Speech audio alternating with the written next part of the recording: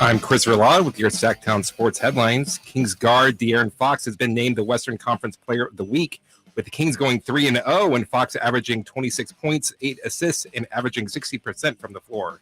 The Eastern Conference Player of the Week is former King and current Indiana Pacer Tyrese Halliburton, who averaged 21 points, 11 assists, 4 rebounds in the Pacers' 3-0 week.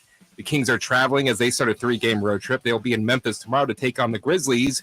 You can hear that game and every Kings game right here on Sactown Sports 1140. At the World Cup, the U.S. drew with Wales 1-1. The U.S. took their early lead behind a away goal in the 36th minute, but Gareth Bale tied the game with a late penalty in the 82nd minute. The U.S. will face England on Friday, who lead Group B after their 6-2 defeat of Iran earlier this morning. It's 3 o'clock, and that means it is time for the Cattles and Ramie Show with Ramie. It's the new spot for local sports talk in the afternoon. Cattles and Ramie. I describe him as the best, obviously. It's Cattles. He throws it out there, speaks his mind. That's cool. It's Ramie. He's supposed to make people laugh. He's just an expert at it. Cattles and Ramie. Sactown Sports 1140. That's the show, but you heard Verlaud say no Cattles today. Just Ramie for the next 3 hours, but a jam-packed 3 hours. We're going to mix it up.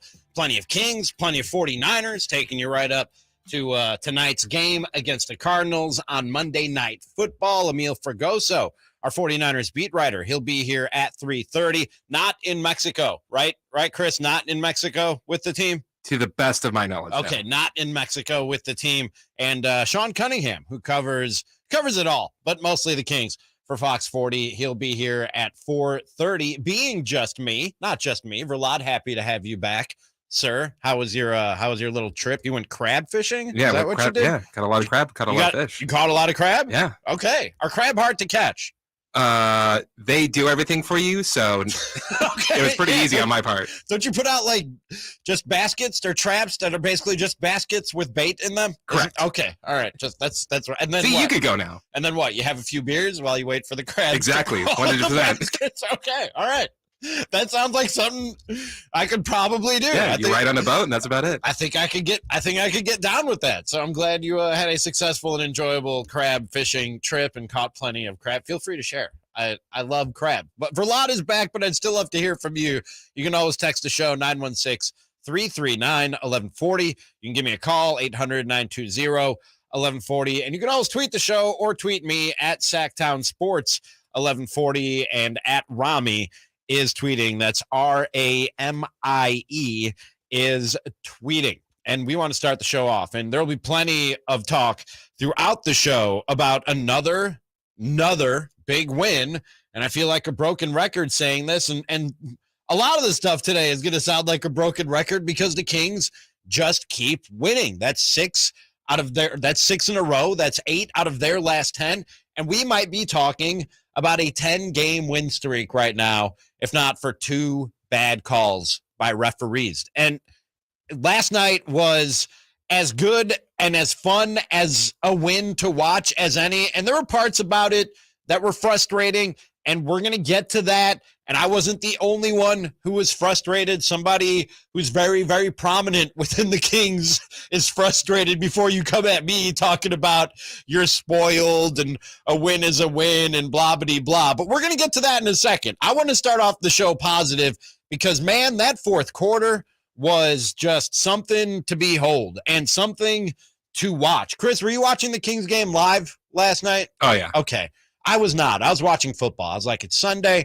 I'm going to watch some football. I'm going to record this thing, and I'm going to stay off Twitter. This is not getting spoiled for me. I'm going to watch the Kings after I'm done watching the late slate of games. I'll just start a little late, skip the commercials, And I step out on my balcony, and there's a giant beam shining from downtown. And then it's like, oh, yeah. It's a giant spoiler is what that thing is. If you're watching the game on tape delay, the beam is the most glorious looking, but still a spoiler that you'll ever find. So you got to remember, can't go on Twitter.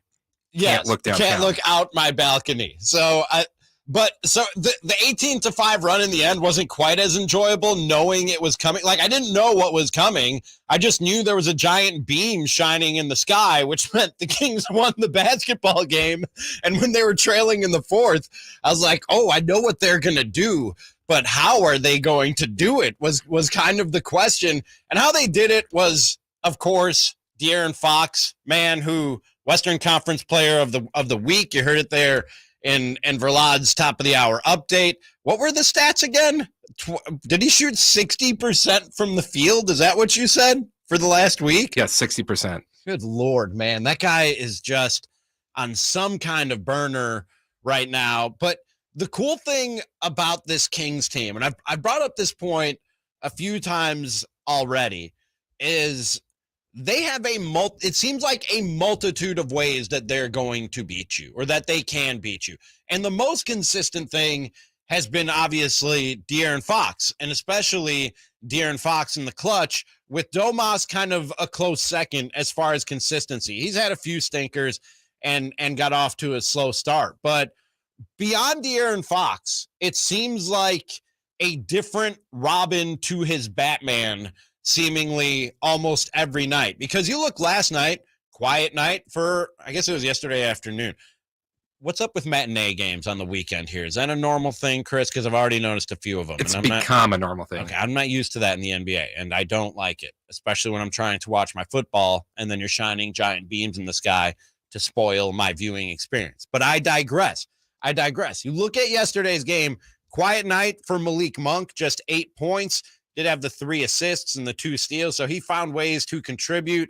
Keegan Murray, he wasn't the best version of himself. He wasn't the worst version of himself that we've seen. 4 of 10 from the field, still looking for that 3-point shot, just 1 of 6 from beyond the arc. He finishes with 13 points, but it's good to see him get back on the court, and he seems to be finding some rhythm again. Quiet night for Domas, just 15 points on the night on 6 of 8 from the free throw line, 4 of 5 from the field.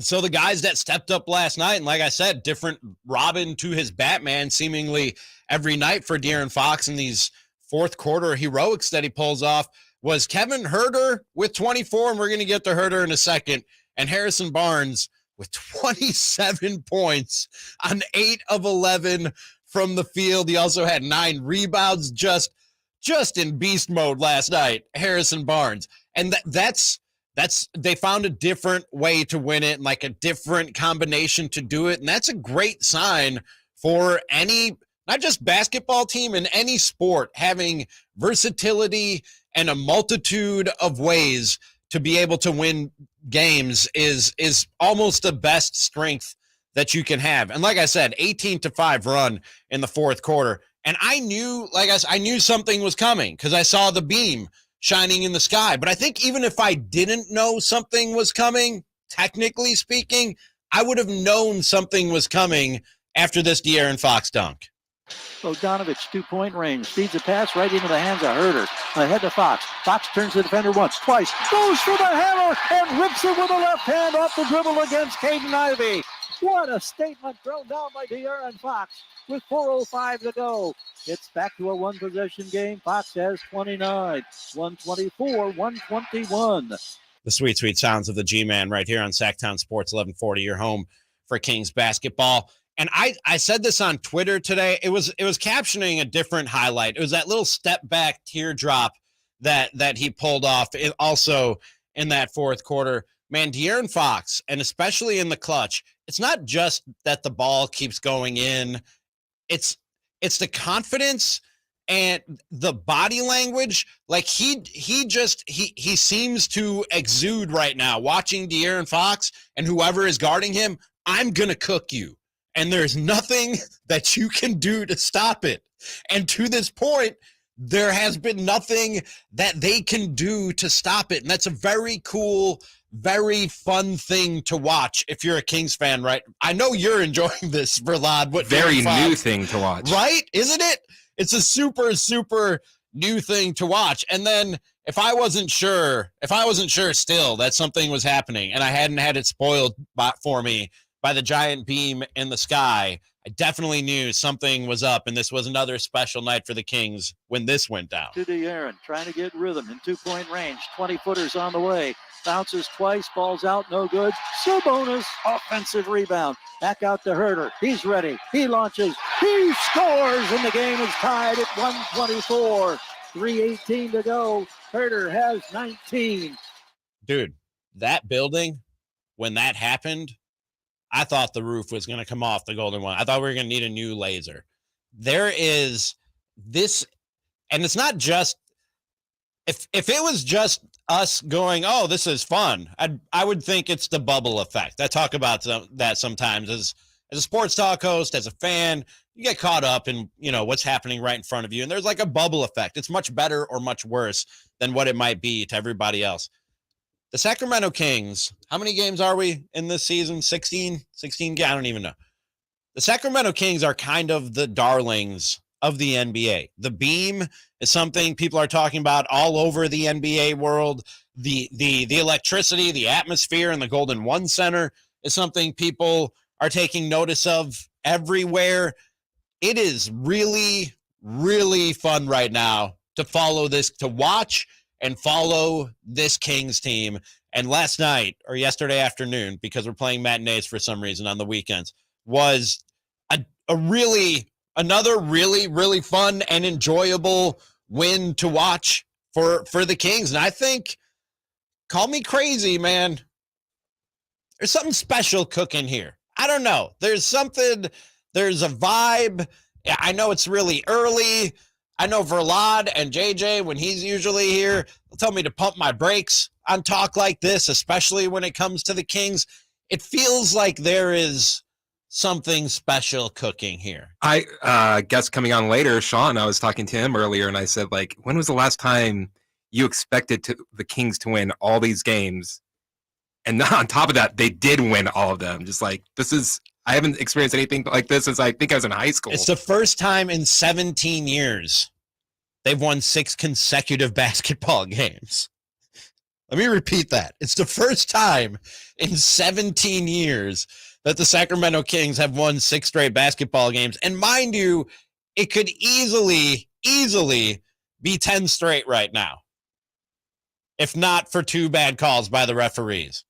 And by the way, half a game out of the 2 seed, they have the 5 seed all alone. Half a game out of the 3-way tie for the 2 seed, tied in the loss column with all 4 teams ahead of them in the Western Conference. I'm just going to throw that out. Stop looking at the standings. I'm just going to put that out there, all right? It's a fun time to be following the Sacramento Kings. Join in on the fun. You can give me a call, 800-920-1140, text 916-339-1140. You can always send us your tweets. You can always comment at youtube.com/Sactown Sports 1140. Twitter is at Sactown Sports 1140, and at Ramie, Ramie, is tweeting. Would love to hear from you. We will talk some 49ers ahead of the Monday Nighter with Amil Fragoso, our Sactown Sports 49ers beat writer, at 3:30. On the other side of this, there are some times it's just a little frustrating still to follow this Kings team. We'll talk about that next. The only place you'll find Malik Monk is Sactown Sports. Monk wide open. He's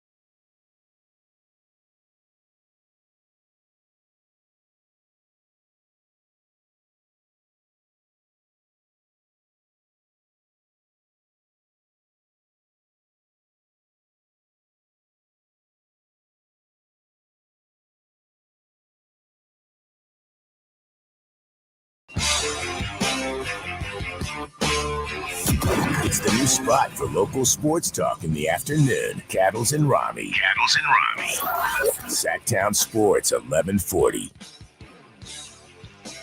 That's the show. No Cattles, just Ramie this afternoon.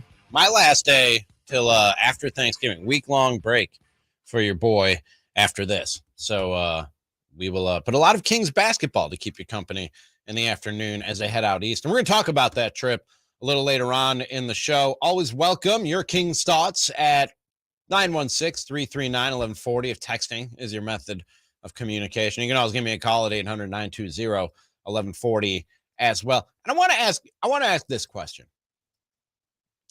Is it okay to be a little bit spoiled and expect easy wins and get a little bit frustrated when what should be easy wins are not necessarily easy wins? Is that okay? Is that okay for the Kings, for Kings fans, for people who follow this basketball team? And I struggle with this conversation because I was just talking in the last segment about how much fun this is, about how much fun wins like last night are. And I don't want to rain on the parade. I don't want to be the Debbie Downer. I don't want to be the party pooper. And I feel a little bit like Mike Brown does, to be honest with you. Today in Sam Amick's article, Amick? Is it Amick? Amick. Today in Sam Amick's article at The Athletic, he was talking about, the article is about the defense. And we're going to do a little deeper dive on the defense a little later in the show. But Mike Brown, the defense, among the things that he's preaching to this basketball team, he feels a little bit the way that I do. He says it's a little bit of a balancing act. This has probably got me in trouble in the past, but I can't help myself but to tell the truth. It was no different being with the Warriors. We had a great run, but if I saw something, I had to say it, and I think at the end of the day, guys appreciate that. As a sports talk radio host, I'm very much having the same struggle that Mike Brown is having as a coach, because this is fun. And we should have fun with it. And I want to be fun for 3 hours here on Sactown Sports 1140 on the Cattles and Ramie show. But being fun doesn't mean that we can't be a little bit critical at the same time, because I'm trying to fly flags. I'm trying to hang banners. All right. I'm not trying to go on six game win streaks. I'm sorry. What'd you say, Chris? I didn't catch that. Can you let go of the mic? Oh, was I muffling myself when I was doing that? Sorry. That's a stand-up habit. You want to hold the mic good and close to your face. Sorry. Anyways, I want to fly flags, man. I want to hang banners. So I don't want to win 6 games in the first 20 games of the season. That's not the end goal here. So I don't want to be a Debbie Downer or a party pooper, but it's not always going to go down the way that it went down last night, because the Pistons, I got news for you, are bad. Okay, you can play with the Pistons a little bit. You run into some better teams, you're not going to be able to play around with them the way we saw the Kings play around with them. And speaking of Mike Brown feeling the way I feel, this is Mike Brown after that game last night. I didn't like our approach, and I didn't like, especially early on, and I didn't like how we responded, especially after they hit a couple of shots. Teams in this business, if you give them an opportunity to get rhythm, it can be a long, long night. And we got lucky down the stretch to get this win. It's not always about the wins and losses. It's about playing the right way and approaching the game the right way. And we as a group, starting with me, somehow, some way have to do a better job with it. And that's exactly how I feel about this basketball team right now. And sometimes when I watch them, because, man, I think they are real good and can continue to be real good and maybe even get better. But like I was just saying, and like Mike Brown just said right there, you got a little lucky. And part of the luck was the schedule. And that it was the Detroit Pistons on the other side of the court, and not a good basketball team. All right. Because that is not win number 9 and your 6th straight.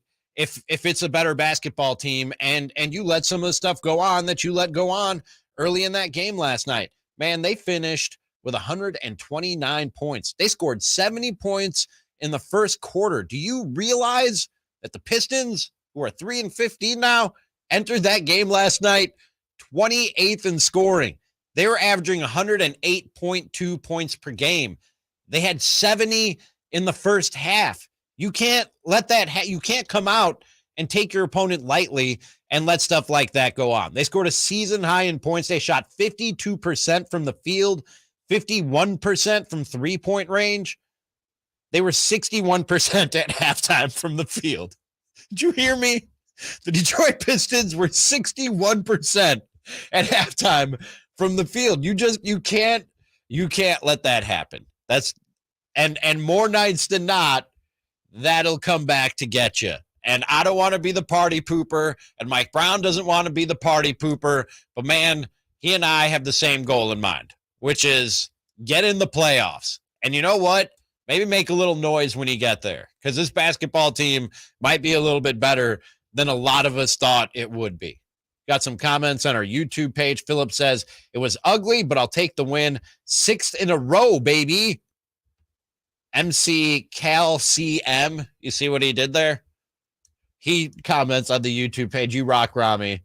Wrong pitch, but you do. I don't know what he's talking about. Enrique says, I did feel the vibe when you tell your story that the last 3 workplaces, local teams, made it to the playoffs. Not just made it to, guys, I hate to keep on harping on the Makhlouf magic, but I've been around NBA greatness literally my entire life. It follows me wherever I go. I grew up with the Michael Jordan Bulls. I had Derrick Rose. I go to Milwaukee. They have Giannis. I can't take credit or blame for everything that goes on in Minnesota. I was there for a very short time, but I'm here now, and there are special things going on with the Sacramento Kings. I almost said with the Detroit Pistons. There are not special things going on with the Detroit Pistons. Not even a little bit. And David says, winning is fun, but it's not sustainable if the team doesn't commit to competing the entire game.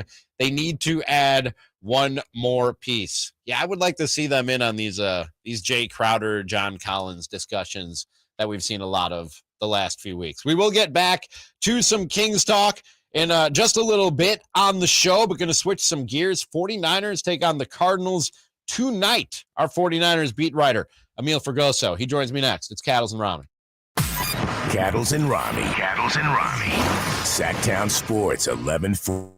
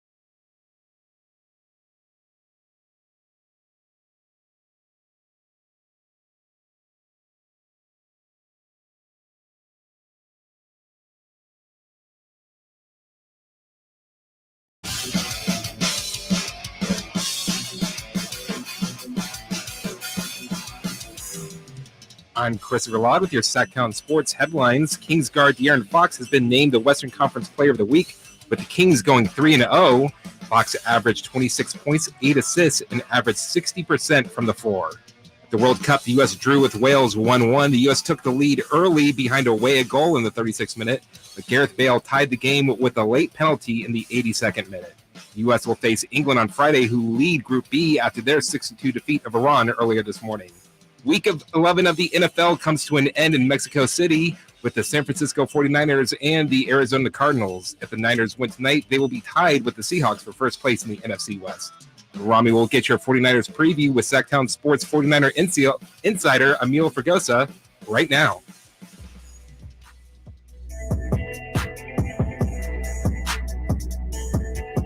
Sacramento has a new tag team in the afternoons. You're talking to the original tag team of ugly pukes here. It's Cattles. It's Ramie. Sactown Sports 1140. That is the show. No Cattles, just Ramie this afternoon. We'll take a look around the NFL and have some overreactions to what happened in Week 11 coming up at 3:45.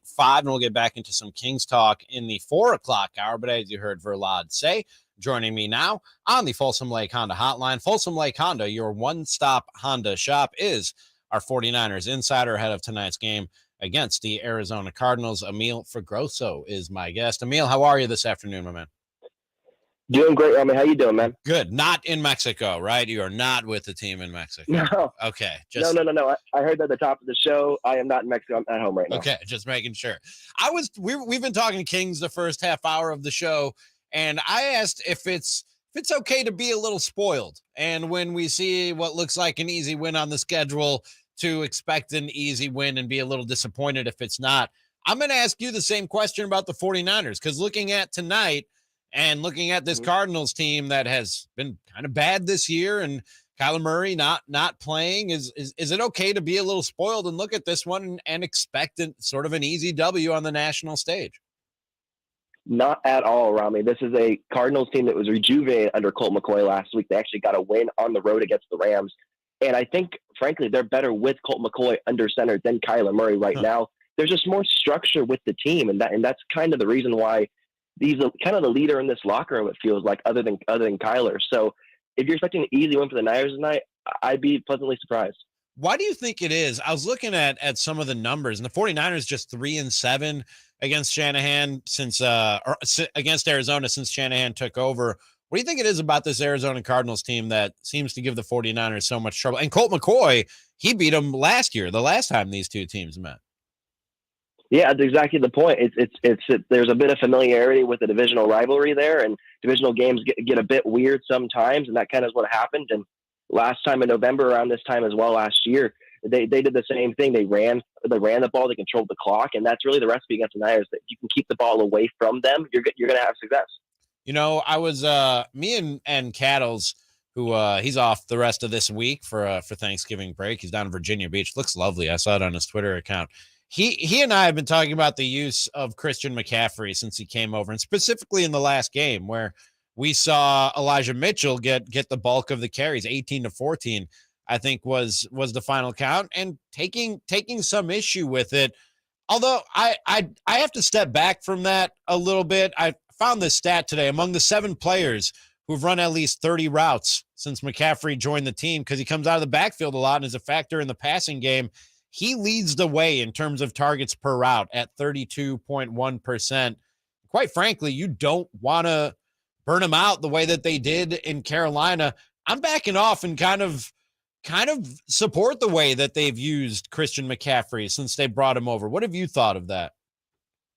You know, we were all curious in the media section how they were going to use McCaffrey with Elijah Mitchell coming back. You know, Elijah Mitchell was the premier running back last year, coming out as a rookie, and now they're back and together, and you saw a big timeshare between the two. And I think that kind of continues. They might as well ride the hot hand as well. If McCaffrey starts going off, they'll keep feeding the ball to McCaffrey.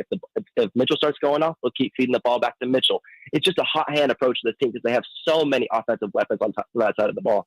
And, you know, I think that the embarrassment of riches, when you talk about those weapons, Amil, it can lead to frustration for 49ers fans. And those of us that talk about the 49ers for a living, because you look at a given week and you see somebody not having the greatest line in the box score. And I know guy we have on the show every week, Rob Stats Guerrero from the Niners Nation podcast, joins us every Wednesday. He's really frustrated with the use of George Kittle, and he watches what Travis Kelce did last night against the Chargers. And he basically tweeted, I'm paraphrasing, why can't the 49ers get George Kittle open the way it seems that the Chiefs can get Travis Kelce open? Is that a fair criticism of the 49ers, or do you think that there are just so many weapons that on a given week there are going to be guys, and maybe even for a few weeks in a row, a George Kittle or a Brandon Ayuk or a Deebo Samuel is going to go kind of quiet? Yeah, it's a bit of both, Ramie, honestly. This team, again, wants to ride the hot hand approach, but they don't want to have it be focused on one individual person. They want to spread the ball around. They want to get every single person involved. And with Kittle, especially, his impact in the run game is so important for them. He even said it this week talking with NBC Sports about, I'd love some more targets, but it is what it is. It's about the team effort. That's what's more important to Kittle into this team. It's about getting a win, wherever that may be and however that may come for them. Does Kyle Shanahan, though, and I don't know if anybody's ever asked him about that, is he aware of the human side of this, and that, George Kittle has a few weeks where he doesn't get the targets or the production he's used to getting, or any of these guys that they're used to getting or that they should be getting, and frustration or discouragement, lack of confidence becoming an issue and almost making it a point to make a George Kittle or any of these other guys an emphasis or somebody that they make sure they target in a particular week? I mean, Kyle's aware of it, but that's not what Kyle's concern is. Kyle's concern is winning football games and drawing up the right plays. And so while he wants to keep the guys obviously happy and centered around that, it's about winning football games for Kyle Shanahan. So, happiness, player happiness is part of it, but not the full scope of things for him. Talking with Amil Fragoso, our 49ers insider here for Sactown Sports 1140. How do you, before I let you go, how do you see this one playing out tonight? Do you have a prediction without spoiling everything that you put up at SactownSports.com? Well, if you look at the fan population just tonight, it is 80% by statistics, but frankly, it's more of that 90% of 49er fans. I'm going to call it Levi's south of the border instead of Levi's south with the Rams. So I see the Niners having that home crowd support, even in Mexico City, and they're going to come out and have a really good win. 28-17 is kind of how I see this going. What do you make of that? I saw that 82% down there are going to be 40. I'm not the greatest with geography, and I'm new out west, Amil, but Arizona closer to Mexico City than Northern California. Am I wrong? Why are Cardinals? Have they just given up on this team? What's up with Cardinals fans not showing out for this one?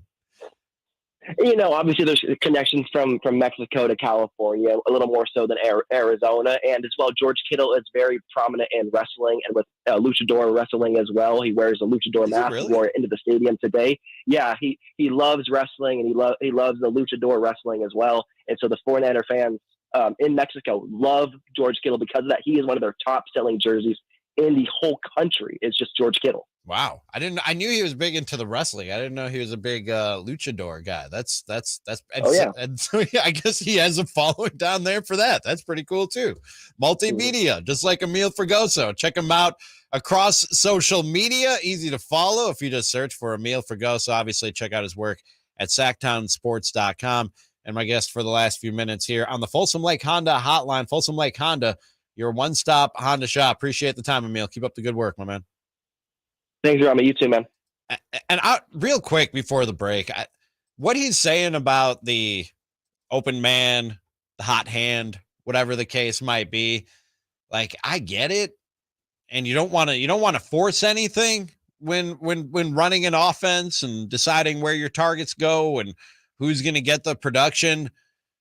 And Amil says that, Kyle Shanahan is aware of that human element and the possibility of frustration, discontent, lack of confidence coming up if a George Kittle or a Deebo Samuel has 2, 3, 4 quiet weeks in a row, because that's where the offense went. That's where the hot hand was. That's what the defense was giving up. Like, you can dismiss that and just go, I know what happens, but this is what is going to happen. I don't know that that's a great approach to take when coaching. You want You want everybody into the game. I'll go back to the NBA for a second and the sport of basketball. And they were talking about last night, I think it was, on the NBC Sports call, that when you're getting your hands on the ball on the offensive side and you're involved in things there, you're gonna have a little extra something on the defensive side. And I think that when a George Kittle gets a certain amount of production, that creates a certain amount of juice that translates to the entirety of his game. Maybe even more production in the passing game if he feels himself and is getting rolling a little bit. Maybe he's got a little bit extra juice for a block and is half a step quicker, has a little extra oomph on the next block that he throws. I think having guys involved, and especially your best and most important players, making sure they're involved and heads in the game, I think that's a super, super important thing. Like I said, we'll get back into some Kings talk a little later in the show. Did Dave say on the show today that there'll be 76-6? Was that a prediction from Carmichael Dave of the Carmichael Dave with Jason Ross show? That's not an overreaction. Yeah, speaking of overreactions, it's Overreaction Monday next. Taking a look around the NFL on Cattles and Ramie. It's Cattles, it's Ramie. Sactown Sports, 1140. Sacramento weather is brought to you by Folsom Lake Kia. I'm Mark Finan in the KCRA 3 Weather Center. Skies will stay mainly clear tonight. Another cool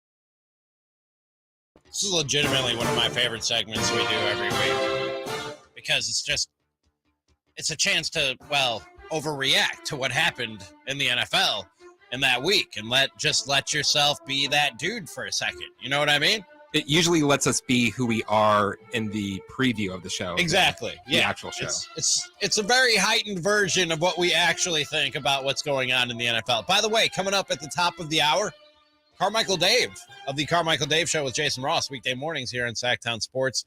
He called during the break, said he had a big show announcement he wanted to make on this show.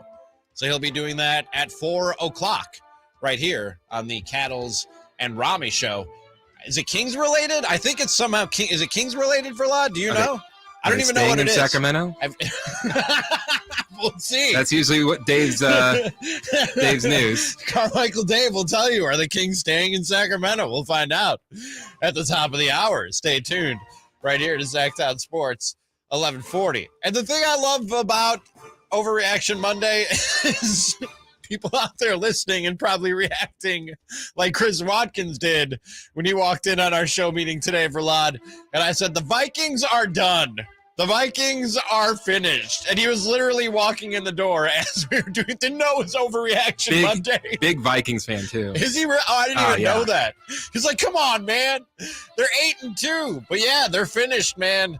The Vikings are, they're finished. I know they're 8-2. I said on Friday, they're the best team in the NFC, and people better start respecting them. I literally just said that. That was an overreaction. That was an overreaction. Today, I'm right in saying the Vikings are done. Did Kirk Cousins, did he have all the chains on the plane? No? Well, I guess they didn't take a plane. They were home. But Kirk Cousins not quite as swaggy as he's been the last couple of weeks, getting terrorized by Micah Parsons and the Dallas Cowboys. 12 of 23 for 105 yards, no touchdowns for Kirk Cousins. That was just an ugly game from the jump. They cut away from that game for the national audience in the third quarter, man. In the third quarter, they were like, all right, enough of this. I don't even remember what game they switched to, but NBC or Fox was just like, all right, that's enough of that. We're going to show you some other trash football game this afternoon. Get rid of Vikings and Cowboys. That's my first overreaction. And you know what, Verlad, I know you have some overreactions from week 11, but while we're there, hey, man, the Cowboys are back. The Cowboys are back, baby. Overreaction? How about those Cowboys at 7-3 now? And this is the point of Overreaction Monday. A week ago, they beat the Packers on Sunday Night Football, and everybody's going, they lose to the Packers on Sunday Night Football, and everybody goes, see? Cowboys a fluke. And then they go and beat the team that came in with the best record in the conference heading into week 11. They don't beat them. They stomped them. Just dog walked them all up and down that field. So my first combo overreaction, Vikings are dead, Cowboys are back. Verlad, what do you got? I'm going to give you a number, okay. 14-0. 14-0. And I'm supposed to guess what this number is? That is the record of Patrick Mahomes on the road in the division. He is undefeated. What? The past 14 games on the road in the AFC West. Wow. That's ridiculous. So, I mean, for the rest of this decade, he is not losing a road game in the AFC West. Dude, some of the numbers when you talk about Patrick Mahomes are just silly. Like, seriously, I know this is Overreaction Monday, and some of it is tongue-in-cheek, hyperbolic, but, like, Verlad might not be far off when all is said and done that this dude is the greatest thrower of footballs that's ever walked on this earth, man. I mean, like an off game on the road, a road team that has seen you play over the years. They know how to, quote, play against you and how to take away your specialties, and they still can't beat them. It's crazy. It's crazy. Some of the stuff that and the pace of some of his individual numbers, when you look at the Chiefs and just how often they win, how often they're winning, like how often they're ahead in football games. I saw some absurd number about the tiny sliver amount of games that they've actually been trailing when Patrick Mahomes is at the quarterback position. It's just silly what that guy does from that position for that football team in so many ways. My next overreaction. Taylor Heineke is him, you guys. I don't know if you know this, but Taylor Heineke is that dude for the Washington Commanders. Now, yeah, he went 15 of 27 for 191 yards and didn't do anything all that impressive. But you know what he didn't do? You know what he didn't do that Carson Wentz does? Didn't turn the ball over. Didn't turn the football over. And Washington has now won 5 of their past 6 games with that dude, with him, Taylor Heineke, under center for the Washington football team. And don't look now, but they have a winning record. And the Washington football team, call this an overreaction if you want, they're headed to the postseason. They're going to the playoffs under Ron Rivera and Taylor Heineke. That's my overreaction from that game. Vlad, you got anything else? I know we want to talk some Jets here in a second. I'll leave that to you. Okay. The Colts made the right decision hiring Jeff Saturday. I mean, they didn't win. They were competitive. They were very competitive. Very against the Eagles. And you could say that they should have won that game. I think the Colts made the right decision. I'm not saying he should be their head coach for the rest of the season, but he's got them playing. I mean, if they stay this competitive, I know people are going to be pissed off, and I might be one of them, about how he got the job. And when you talk about like the status of minority hires and everything else that goes into that. But if he stays competitive, Jim Irsay's crazy ass might just be able to go and see, I told you. But you know what's funny about that whole thing? Remember Jim Irsay's insane introductory press conference for Jeff Saturday? I don't really remember. Oh, he said something. It was one of the best press conferences I've ever seen. It ranked like really, really high. In the upper quartile of winners, we're in the top quartile of that upper quartile. Yes, that's where that press conference ranked in the craziest press conferences that I've ever seen in my life. But he might be able to say I was right at the end. But remember him going, he doesn't have all these analytics bouncing around in his head to make these decisions. Goes by his gut. You know who he's leaning on more than anybody? And that's one thing Jeff Saturday has done really well, is lean on people and delegate and trust the people around him. His analytics department. Like that, they were saying during the game yesterday that some of the people who he spends the most time talking to are the guys in his analytics department, and using that to try and figure out what decisions to make. So Jim Irsay is, again, just a crazy person who might have stumbled into a good hire by accident. We do have to talk about what went on with the New York Jets yesterday, because it's got a lot of people talking. Do you realize that the New York Jets yesterday? Hold on, I gotta find this stat that I sent to Prahlad this morning. Yesterday, the New York Jets averaged 2.77 inches per play in the second half of football. Did you hear me? 2.77 inches, not yards, not feet. Inches per play in the second half of that game yesterday, and ended up losing to the Patriots in one of the worst football games you'll ever see, with a very exciting final, 45 seconds on a punt return for a touchdown. 10-3 the final in New England. But after 2.77 inches per play for a whole half, Zach Wilson went to the podium and was asked, "You feel like you let your defense down, Zach?" As an offense, though, I mean, when you guys are only able to score 3 points, the defense only lets up 3 points. I mean, do you feel like you let the defense down at all? No. That was it. It was a quick no, too. That was the entirety of that answer. Not taking, hey, yeah, we got to be better. We got to, and that starts with me as the quarterback. Yeah, we let them down. We got 2.77 inches per play for a whole half. Yeah, we let him down. Call this an overreaction if you want. He might have all the tools in his bag to be a great quarterback from a physical standpoint. Like, they showed him making the Mahomes-like throws when he was coming out in the draft, of, being off platform and all the different angles and across his body and 60 yards. Zach Wilson ain't an NFL quarterback. Zach Wilson ain't cut from the right cloth to be an NFL quarterback, and I don't even know if that's an overreaction, and you just heard it right there. Do you have just his answer cut, Verlad? I was going to do a funny thing. Here real quick. No? Okay, never mind. I should have done that before the show. I shouldn't have put you on the spot like that. You know who didn't overreact yesterday? I always say when people break their TVs while they're watching sports, like, calm down, dude. You know what I mean? Throw the video game controller across the room. Just calm the hell down. It's not that serious. You're not playing. You might have money on the game. I don't know, although that's still illegal here in the state of California. But it ain't that serious that you need to break your flat screen. You know what I mean? Your HD. What's the newest thing? I don't even care. It's not 4K. that 4K.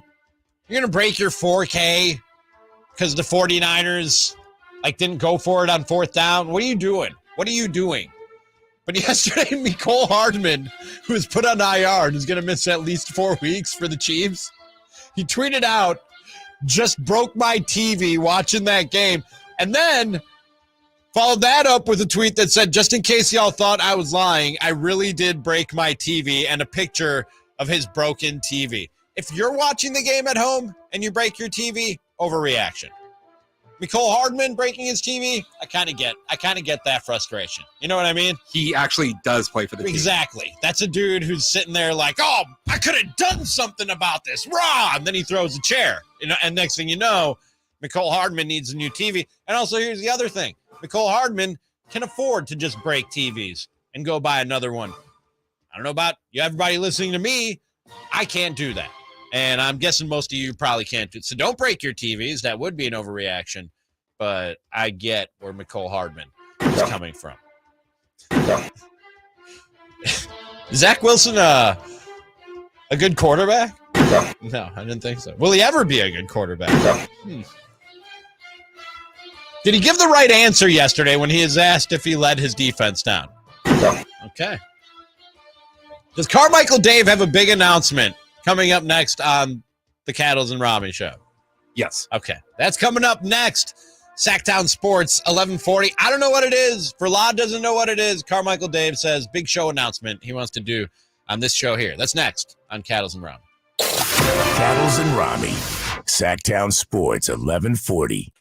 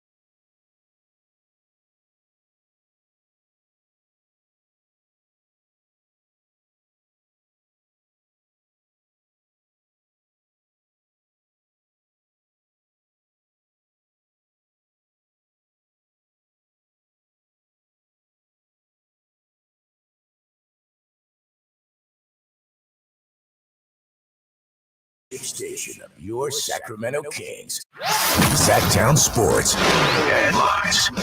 I'm Christopher Ladd.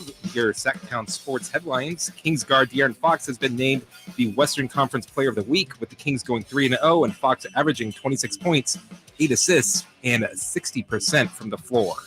At the World Cup, the U.S. draw with Wales 1-1. The U.S. took the early lead behind a goal in the 36th minute, but Gareth Bale tied the game with a late penalty in the 82nd minute.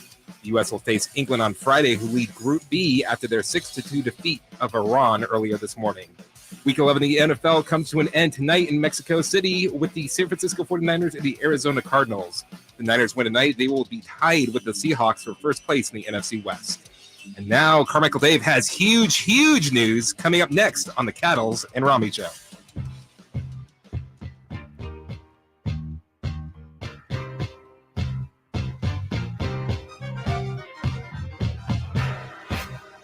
Just two guys rubbing elbows, talking sports, and lots of other stuff. They always keep you on edge. That's really crazy interesting. It's Cattles and Ramie. Sactown Sports 1140. It's quite the tease in the update for a lot for a guy who's not even on the phone yet. It's Carmichael Dave of the Carmichael Dave Show with Jason Ross, heard weekday mornings right here on Sactown Sports 1140. Is this like when you prank the substitute teacher? Yeah, is he punking us? Is he punking us right now? Called in 20 minutes ago and said, want to make a huge show announcement on your show. And I was like, all right, call back. We have something going like right now, but call back at 4. Oh, there he is. Phone is ringing. Yep. So I'll just go ahead.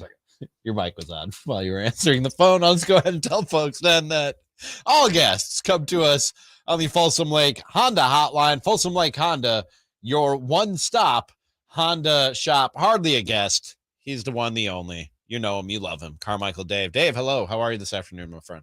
I'm a couple minutes late. Thank you. And I'm just going to be fully transparent. Okay. My 15-year-old daughter, whom I love terribly, is a challenge. Mm-hmm. And this literally just happened at my house. Me. Why are you wearing eye makeup, which you're not allowed to wear except on special occasions? Why are you wearing eye makeup when you're off school? Daddy, I'm not wearing eye makeup. Her mother comes in. You're wearing eye makeup. She goes, well, yeah, just the eye makeup that I put on earlier today. That's literally what just happened. So, they say.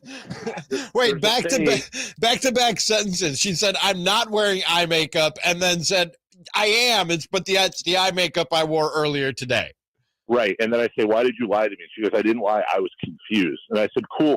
Well, you're not going to be confused about the chores you're doing tonight because that's an issue. And, I don't know if this is a real thing or not, 18 seconds of pleasure for 18 years of pain, but it's so true. I didn't have gray hair before I had my daughter, dude. So. Well, you're making me feel better about being 42 or 43 now and childless, Dave. You're making me feel a little bit better about that. Feel wonderful. You have your schedule to yourself. You don't have to spend money on things like a trumpet. Yeah, dude, because here's the thing. You have kids. People tell you all the time, oh, it's so great to have kids. Why? What do they do? Oh, do they pay you? No. They hate you your whole life unless you give them money. And that's what people voluntarily do. It's not a blessing. Having children is a punishment for things that feel neat. But you love her to death, right? She's your favorite person in the world. All right. Just wanted to make sure. The whole world is just pick right now. Listen, I wanted to say hello. I wanted to also say I didn't say 76 and 6. I made the mistake on my morning show of saying to a commenter in the YouTube that, hey, this is going to be a tough schedule coming up on the road. And that turned into Debbie Downer. So I said, screw it. We're going 76 and 6. Oh, okay. Yeah. Gotcha. Everyone's wondering about the beam. Everybody is going crazy about this beam. We wanted to get to the bottom of it. So I just wanted to say, set your alarms. 7:25 tomorrow morning, Vivek Ranadive will be joining us on the program tomorrow. It will be via video for you YouTube watchers. And, of course, audio for everybody listening. We're going to ask him about the beam and how that came about, what's in the plans for it, and just really what's the future hold. And then also, there's no way he's going to come on with me because I'm an idiot, and we're not going to talk about Thanksgiving food. And you may be surprised at what he says when asked about turkey. Yeah, there's a tease. That's 7:25 tomorrow morning. Vivek Renadive will be joining the Carmichael Dave Show. Nice, man. I'm very much looking forward to that. I'll check it out before I hop on the plane back home. Oh, you going back home tomorrow? I am. Yes, sir. Boy, you couldn't get the whole week off like Nick, huh? I see. I'm taking next Monday off. Taking a red eye back here on Sunday. So took next Monday off instead. I appreciate you bringing the winning culture to Sacramento with you, and everybody else should appreciate the same thing. When I first saw your last name, it's a little bit like another last name we used to know in this. Yeah, and you know what? You're like the anti, so you in a good way. So basically, why are the Kings winning right now? It's because of you, Ramie, and I'll be the first to say it. We call it the Mackloff Magic, Dave, and it's my pleasure to bring it to Sacramento. Pleasure talking to you, man. 7:25 tomorrow morning. Catch Vivek Renadive right here on Sactown Sports on the Carmichael Dave Show with Jason Ross. That should be a good discussion. Get to the bottom of the beam and what's going on there. Real quick, let's talk about this 49ers Cardinals game tonight. It's vocal on the local. From the headlines to the sidelines, it's the 49ers, it's the Raiders, it's the Kings. It's vocal on the local. I'm going to be that guy, man. I'm going to be that guy in vocal on the local. And that guy who says an easy win should be an easy win. And I was talking with Amil Fragoso in the first hour of the show, our 49ers insider. Check out his work at SactownSports.com. And he said this is not one that we should be looking at as an easy win. And I know the Cardinals looked better with Colt McCoy last week. I know the jokes about Kyler Murray are real easy to tell. And I'm not even here to tell you that Kyler Murray is like that dude, or that he'll ever live up to the contract he just got. But he's better than Colt McCoy. All right. He might have looked better with Colt McCoy for a game, but the Cardinals are better with Kyler Murray than they are Colt McCoy. Everybody stop. I do think it's funny that Kyler Murray's injury absence started when the new Call of Duty game came out, but that's another story for another time. All right. And I know that the 49ers are 3-7 against Arizona since Shanahan took over. 1-3 the last two seasons.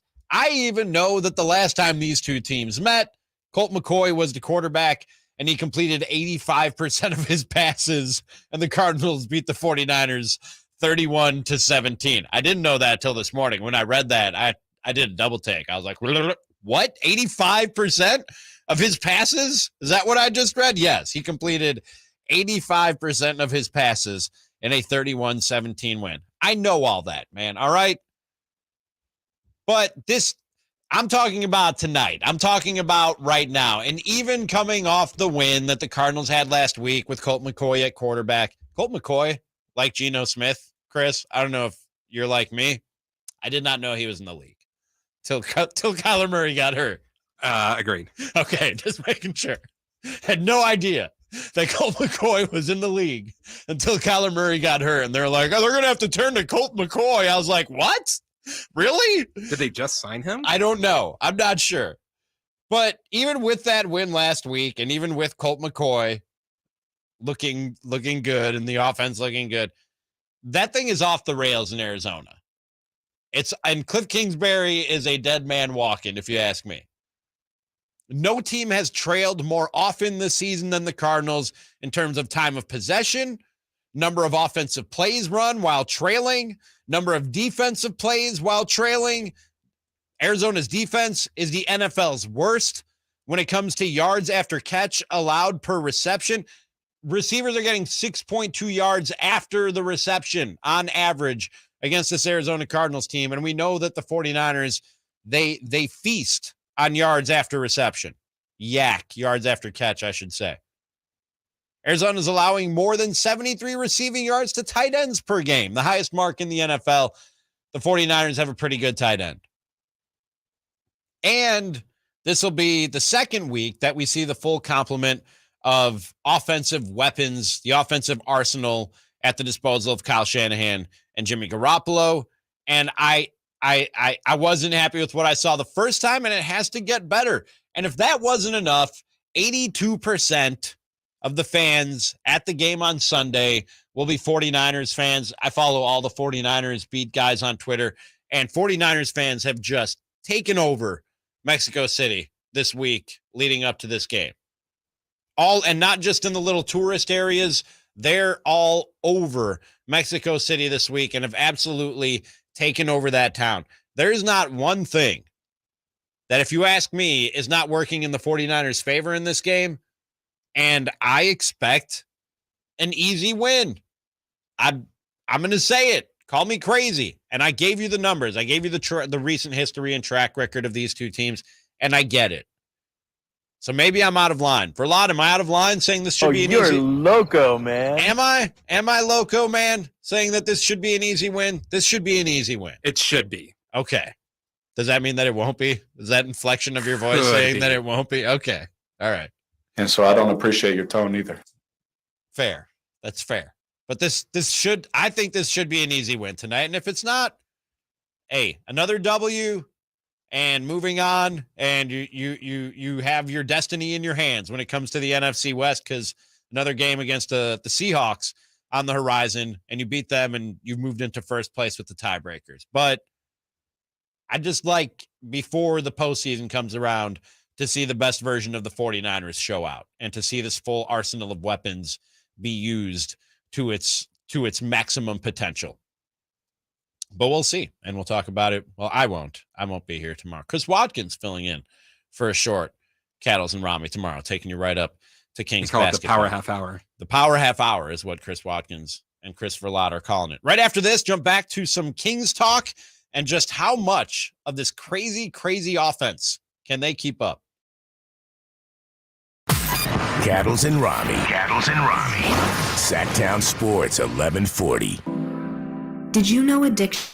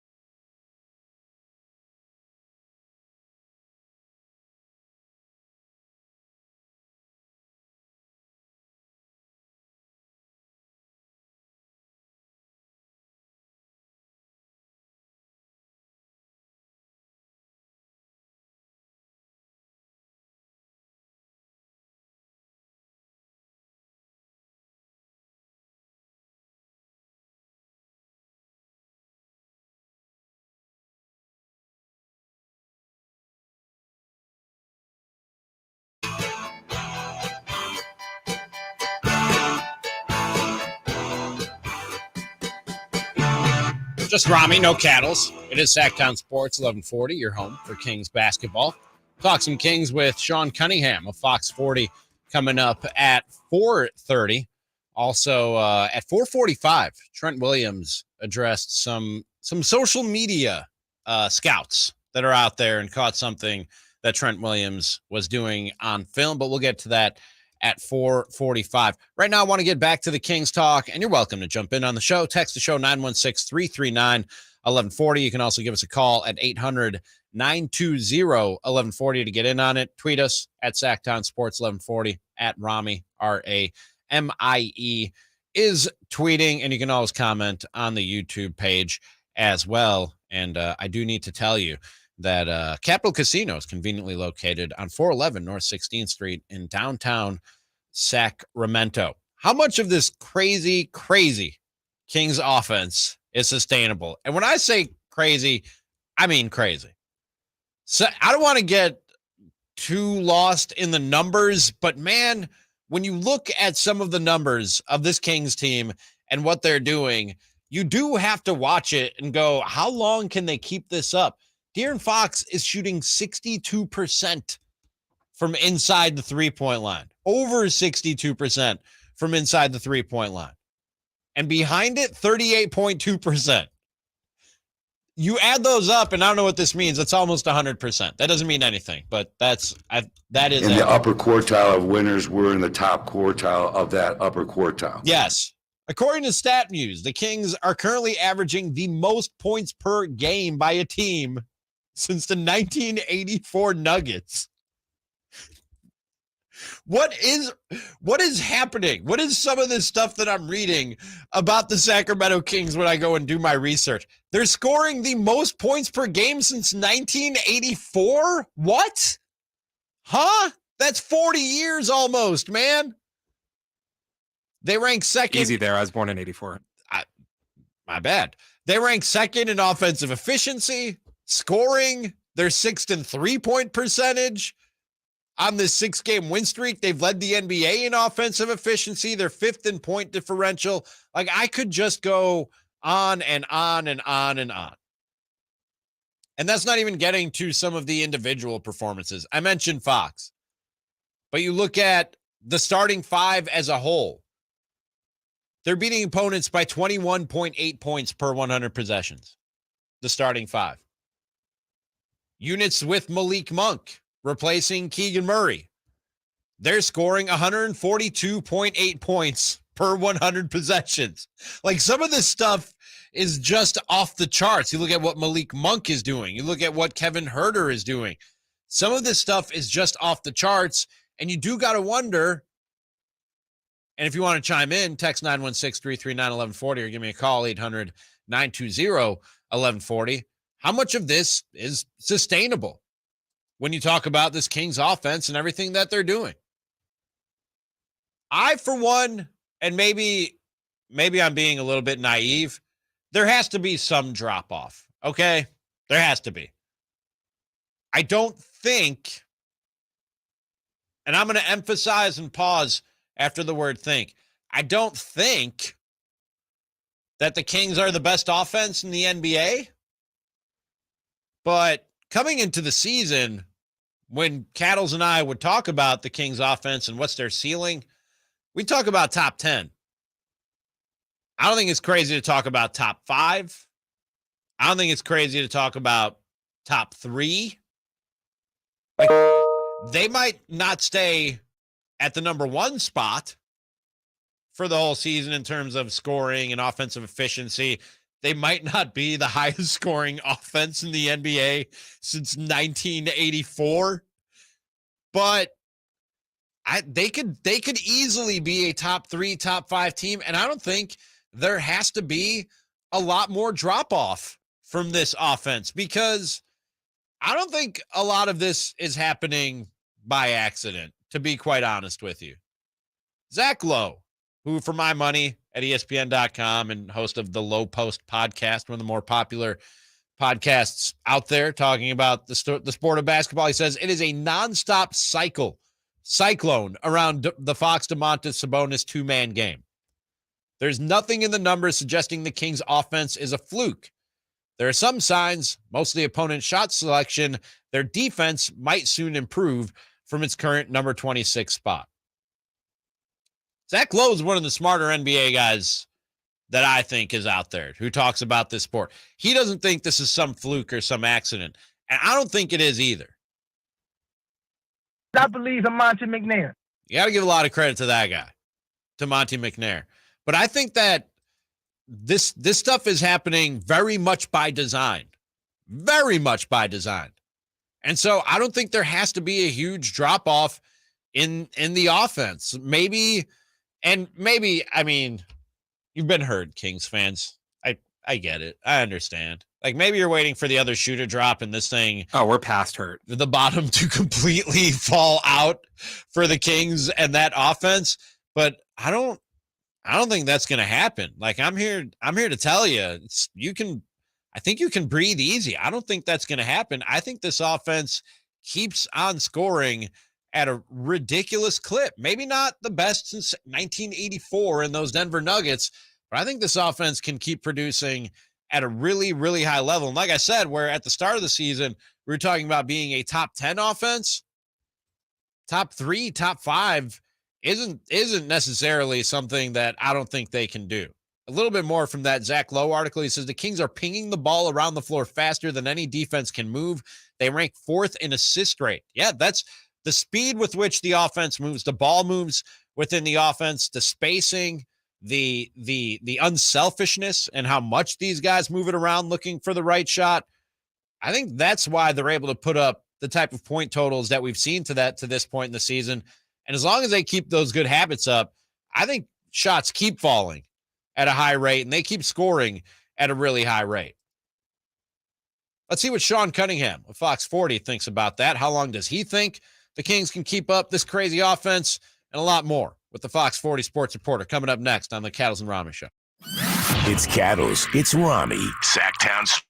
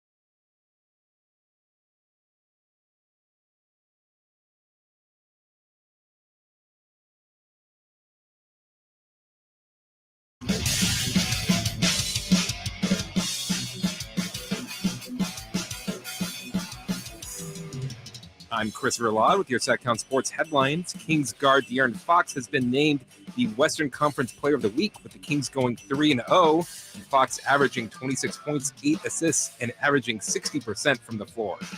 The World Cup, the U.S. drew with Wales 1-1, with the U.S. took the early lead behind away a goal in the 36th minute, but Gareth Bale tied the game with a late penalty in the 82nd minute. The U.S. will face England on Friday, who lead Group B after their 6-2 defeat of Iran early this morning. Week of 11 of the NFL comes to an end tonight in Mexico City with the San Francisco 49ers and the Arizona Cardinals. The Niners win tonight. They will be tied with the Seahawks for first place in the NFC West. Right now, Sean Cunningham of Fox 40 joins Ramie right now.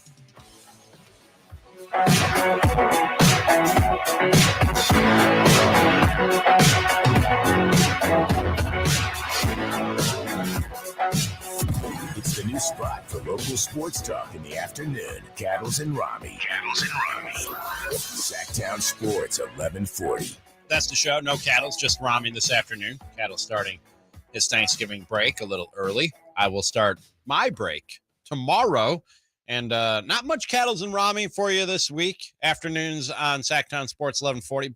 But, I mean, the Kings are pretty good too. You know what I mean? Plenty of Kings basketball throughout the week, taking up your afternoons here on Sactown Sports. And if you didn't hear, top of the hour, Carmichael Dave here on the show announced that Vivek Renadive will be here tomorrow on the Carmichael Dave Show, 7:25 a.m. So set your reminders and check that out. Video interview you can check out at youtube.com/Sactown Sports 1140. Joining me right now to talk some Kings. He covers the Kings and all things Northern California sports for Fox Sporty. It is Sean Cunningham. Sean, how are you this afternoon, my man? I'm great, Ramie. How you doing, man? Good. How come you didn't get the assignment to go down to Mexico City and check out 49ers and Cardinals? What's up with that? I'd like to say I have passport issues, but yeah, I really do. I have to renew my passport and my all that stuff. But no, I think we're all in the mood for them to come back and let them do their thing in Mexico. And I'll go as Santa Clara is far enough, man. It's a drive, bro. I don't need to go that far. And being here covering the Kings is pretty fun too, man. I know you've been covering Sacramento and Northern California sports for a minute. I was talking to Carmichael Dave and Chris Verlaud, my producer on the other side of the glass, lifelong Sacramentans. Is that correct? And this is as much fun as they can remember a Kings team being in a long, long time. Yeah, man. I mean, I'm in my 12th going on 13th year in television and covering the team, getting my first taste of covering the team since 2001, and lifelong Sacramentan myself. And let's just put it this way, man, last time they made the playoffs, I was working at your station. So, I mean, this is a long time ago, and, great relationships over there. It's fun to see not only the Kings relevant again, and even if it is a small sample size. I was talking to someone the other day. It's like, Kings fans historically tend to get really too high and too low and can sometimes be their worst enemy. But it really shows you just how great they are, because the excitement over something so organic as a Band-Aid on Malik Monk's face or a purple lightsaber in the air, to get excited about something. And it's all organic, all these things that start within the team and spread to the fan base. And Domantas Sabonis really said it great the other night after one of the wins, where it's like, it feels like everyone's on the same thread, like everyone's like this big family, and it extends from the locker room into the seats of Golden One Center, and then beyond to the fan base in the city. So it's a lot of fun right now. And it didn't take much, right? 6-game winning streak. Most teams will probably experience that in a season or two. And for the Kings, it's just been far too long. And as a lifelong Sacramentan, the professional that you are in covering the sport, and the fan in you, is there a little part of you that's waiting for the other shoe to drop or the bottom to fall out? Have you been conditioned to do that as a Kings fan? Well, 100%. I mean, we like to point out that the last time I think that they had won 5 straight, I think it was, they went on a 9-game losing streak. So it's like, sometimes you have to see it. I'm much like, maybe it's because I'm too hardened and have done this too long and talked to too many players and coaches that don't get too high or too low. And it's, you're not only are you expecting it, but like, at least they've been fun, right? Like, I mean, there's there's these things that you can kind of hang your hat on and you go, okay, well, look, everyone seems to think that this team has a lot of talent. And I think before the season started, I like to call it quality depth as opposed to just depth of people who play the position.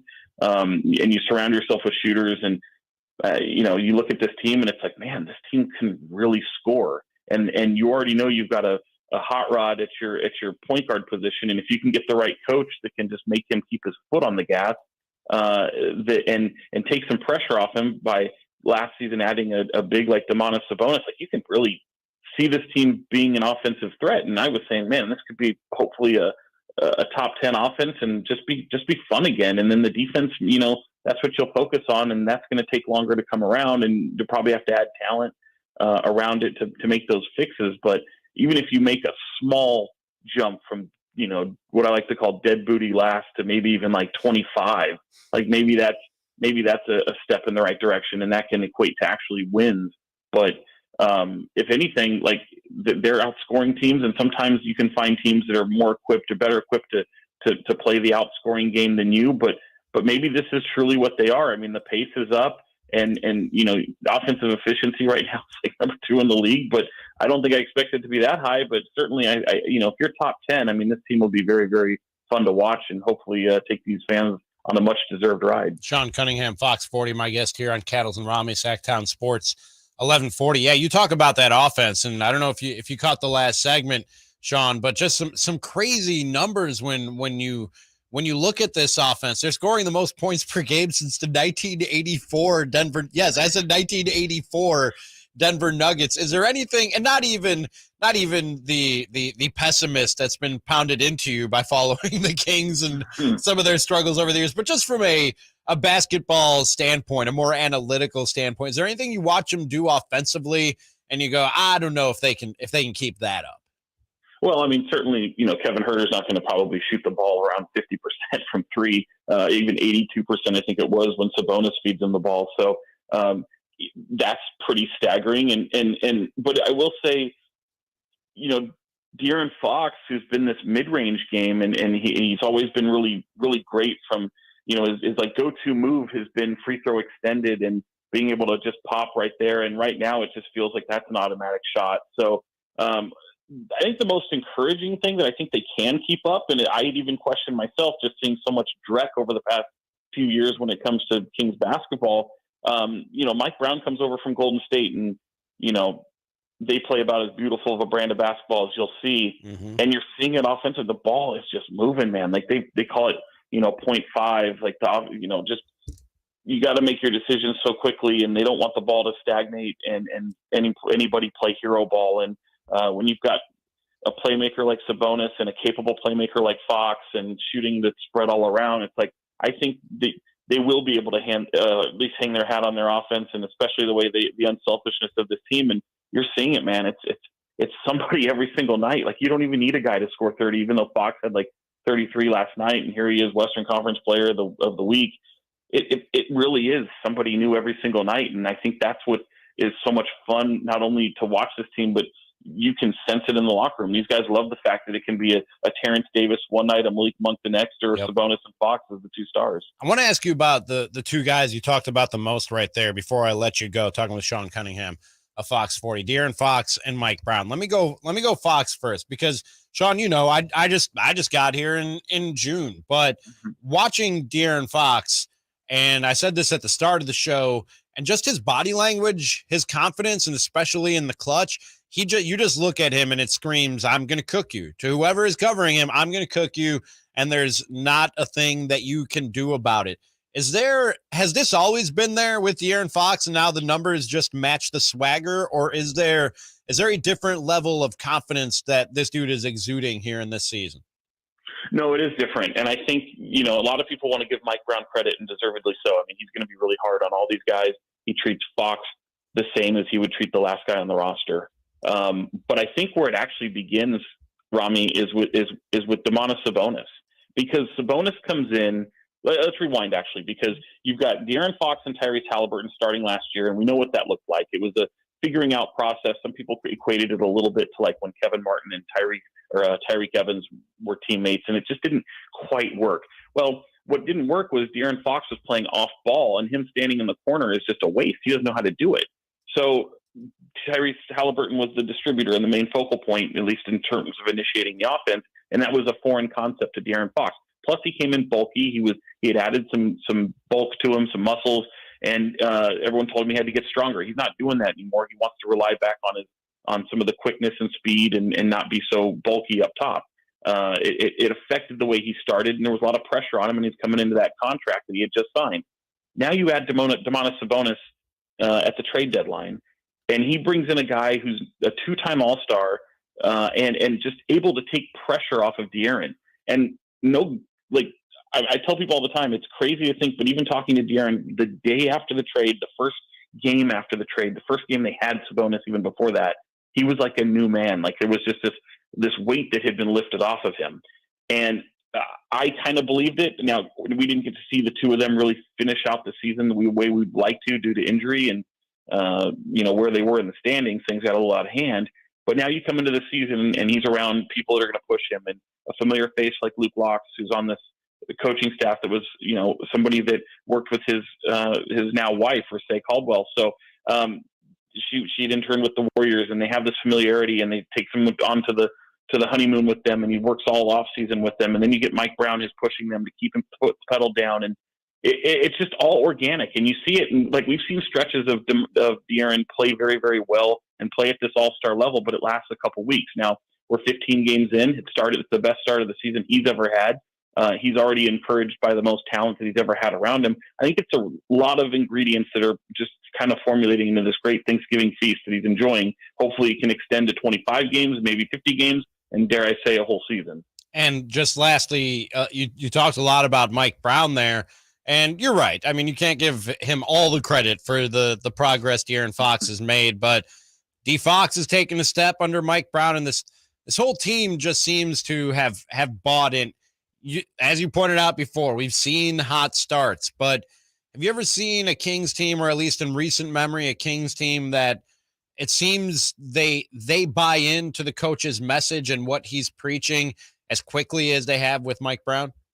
Yeah, I mean, you saw probably some glimpses of it, obviously, with Michael Malone. That's the one that I think most people cringe at, because the Malone era in Sacramento should not have ended the way that it did. But you also saw it with Dave Yeager. I mean, Dave Yeager, known as a defensive coach, and the slow pace when he came over from Memphis to Sacramento, and then got this team to be the quickest team in the league with De'Aaron Fox. They were fun. That's where the scores came from with Amon Shumpert. They had an identity. They were terrible defensively, so there is a little bit of similarity there.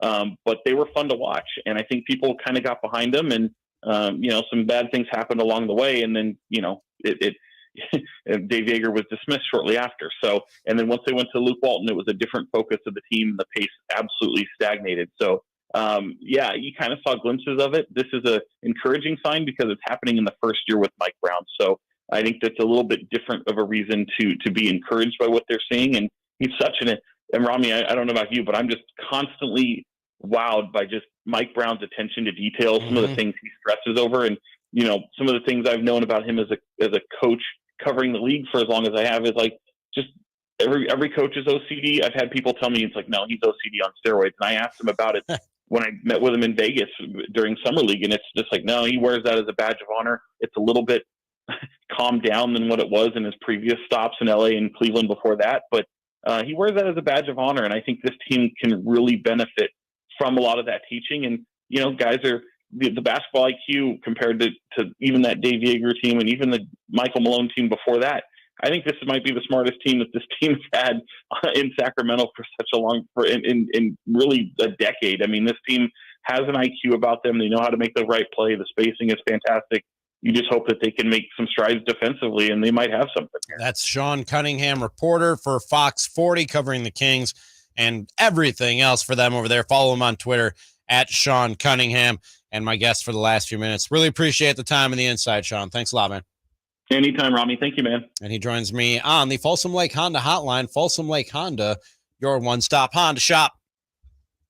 I don't know if I did that right or not. I tried. I'm not the most musical person. We'll get back to the Kings at 5 o'clock, but after this, 49ers about to kickoff for Mexico City. Is Trent Williams tipping plays? And does it even matter? We'll hear from the man next.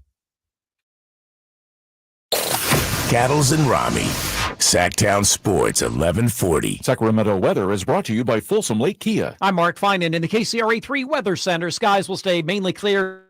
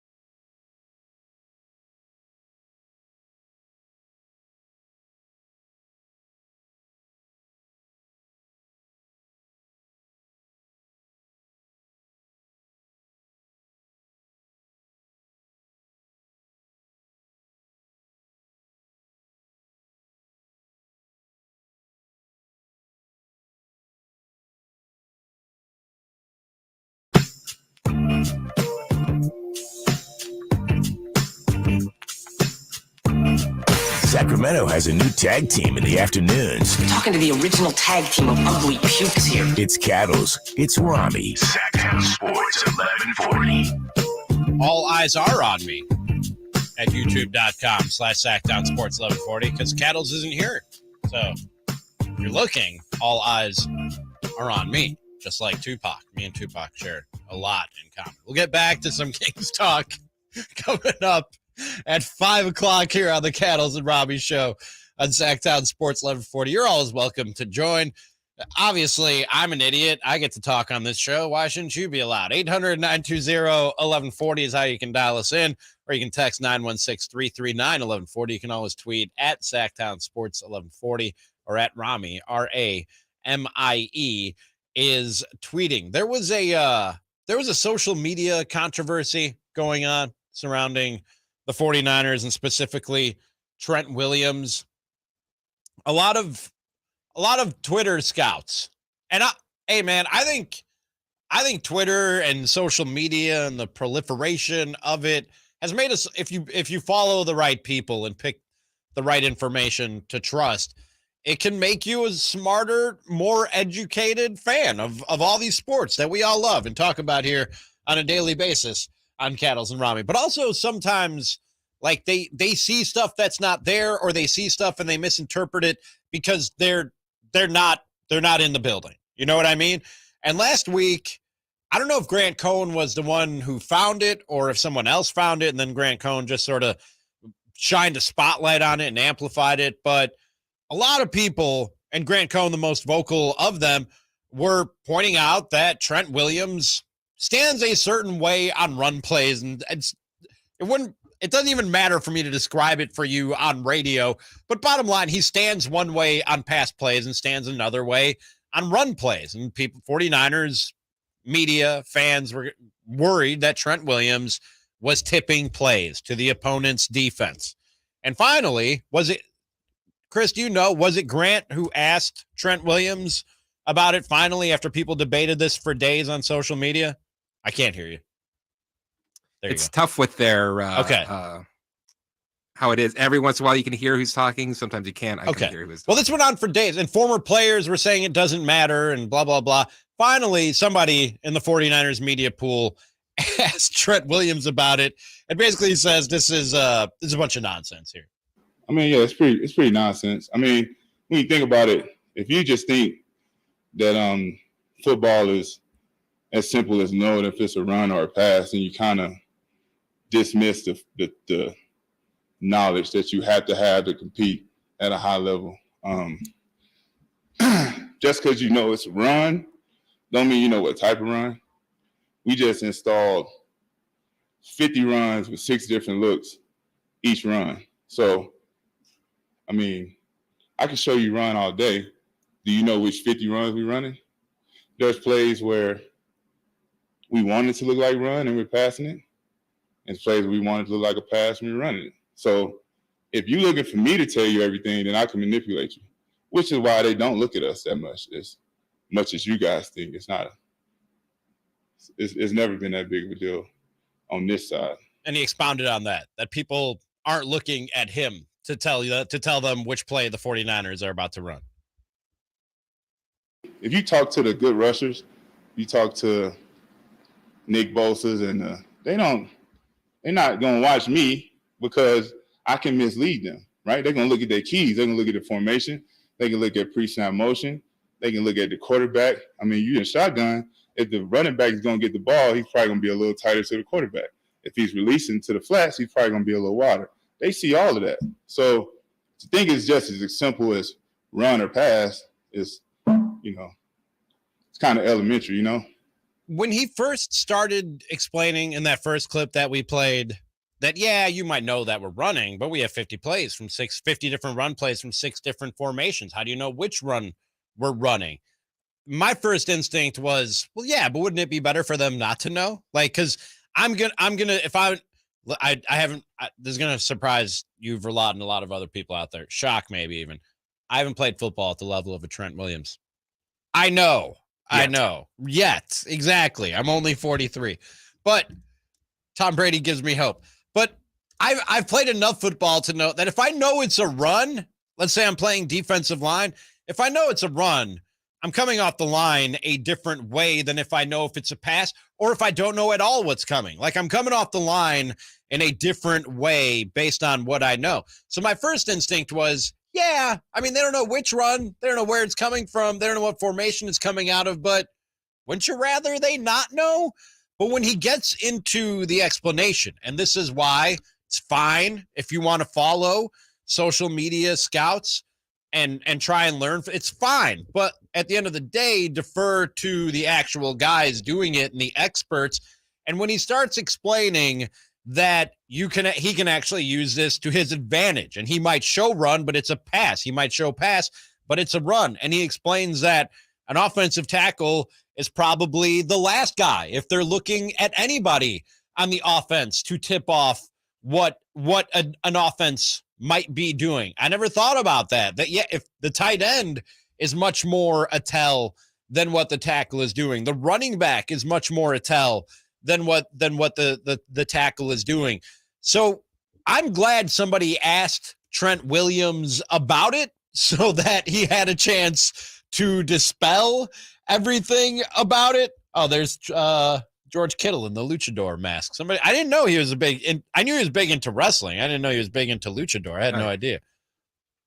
But anyways, to finish my point on Trent Williams. Sorry about that. I just really needed you to see that mask. I'm very easily distracted. It's all right. I'm like a puppy dog. You just roll a tennis ball in front of me and I forget about everything I just said. But I'm glad somebody asked him so that he could give us a more inside answer to what's going on here than just people watching videos on Twitter and going, look at where his foot is. It must be a run. Look where his foot is. It must be a pass. And Trent Williams at the end basically said, yeah, this is just for social media, not much more. You know, you can look at the tight end and tell whether he's going to run or pass. I mean, the way he's lined up on the ball. You can see, if that was end-all, be-all, then that would be a big deal. But since it's not, it's only a big deal, a discussion on social media. It's not a discussion here.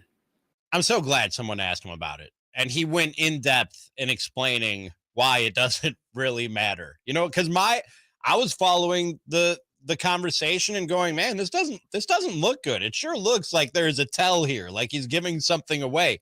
But when you hear him give that full explanation, it's not as big a deal as you might think that it is out there in the Twitter world, or at least that's how I feel about it after hearing Williams explain what exactly is going on.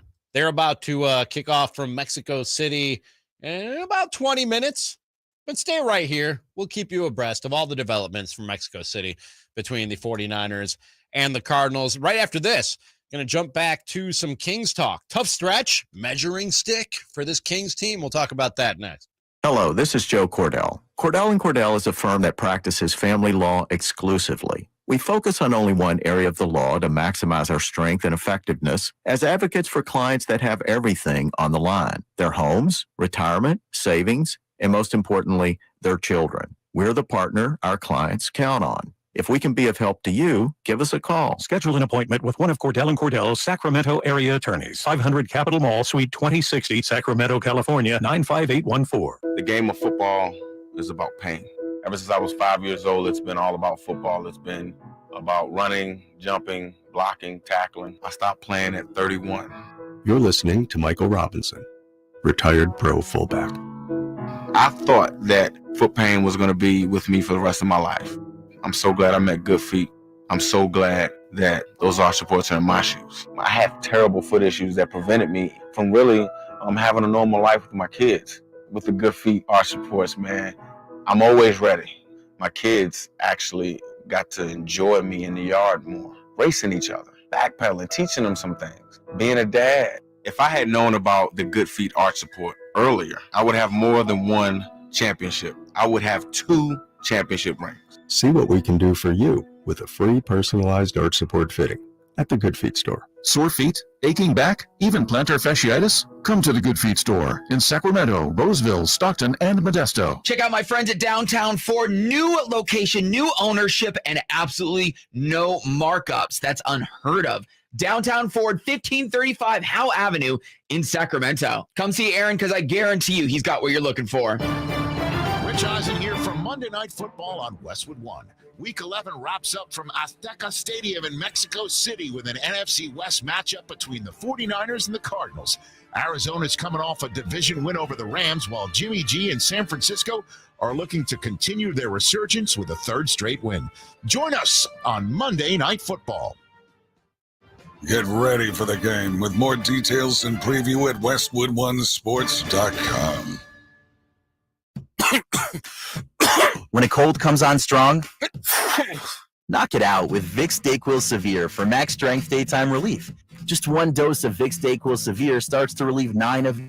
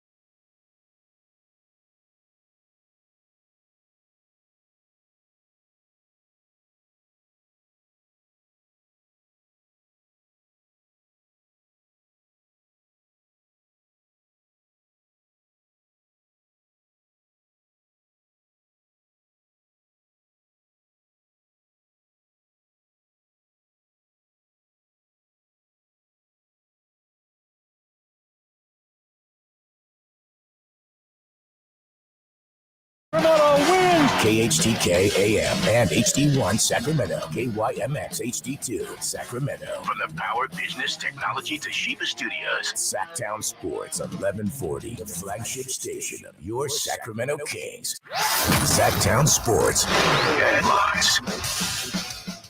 I'm Chris Verlade with your Sactown Sports headlines. Kings guard De'Aaron Fox has been named the Western Conference Player of the Week, with the Kings going 3-0 and Fox averaging 26 points, 8 assists, and averaging 60% from the floor. The Eastern Conference Player of the Week is former King and current Indiana Pacer Tyrese Halliburton, who averaged 21 points, 11 assists, 4 rebounds in the Pacers' 3-0 week. Kings are traveling as they start a 3-game road trip. They will be in Memphis tomorrow to take on the Grizzlies. You can hear that game and every Kings game right here on Sports 1140. Week 11 of the NFL comes to an end in Mexico City at Estadio Azteca with the San Francisco 49ers and the Arizona Cardinals kicking off in about 15 minutes. If the Niners win tonight, they will be tied with the Seahawks for first place in the NFC West. And now back to Ramie with the Cattles and Ramie Show.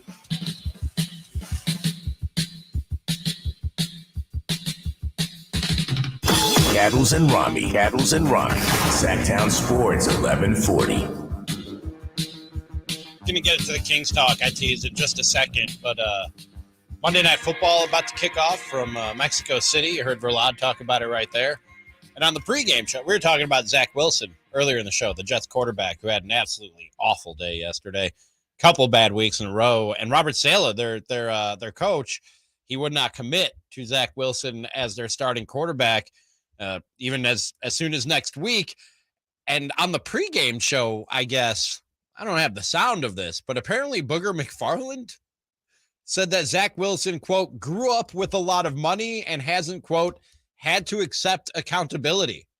And that's why he thinks Zach Wilson is bad at football. And apparently Steve Young took exception to that. And the two of them had a bit of an exchange. Did Steve Young also grow up with money? Is that why he would take think exception? He was well-to-do. Was he? I don't know. I have no idea. But I mean, I think there could be something to that, growing up with privilege and not being hungry, so to speak, in the dog-eat-dog world that any profession really is. But also, like, it's not 100%. You know what I mean? Not everybody who grew up with a silver spoon turned out to have no work ethic or no accountability. I'm sorry, I just got distracted here because I was looking for that Booger clip. Yeah. And I saw this stat, which is Booger clip is a funny term. This is an amazing stat. If Geno Smith took his next 150 snaps and just threw the ball into the stands, he would still have a higher passer rating than Zach Wilson. Wow. Gee, holy crap. There have been some mind-blowing numbers on this show here today from both me and Verlot. If you missed any of it, go and check it all out at Sactown Sports. We taught you a lot today and had some mind-blowing statistics when it comes to the Kings, the 49ers, Zach Wilson, and how terrible he is.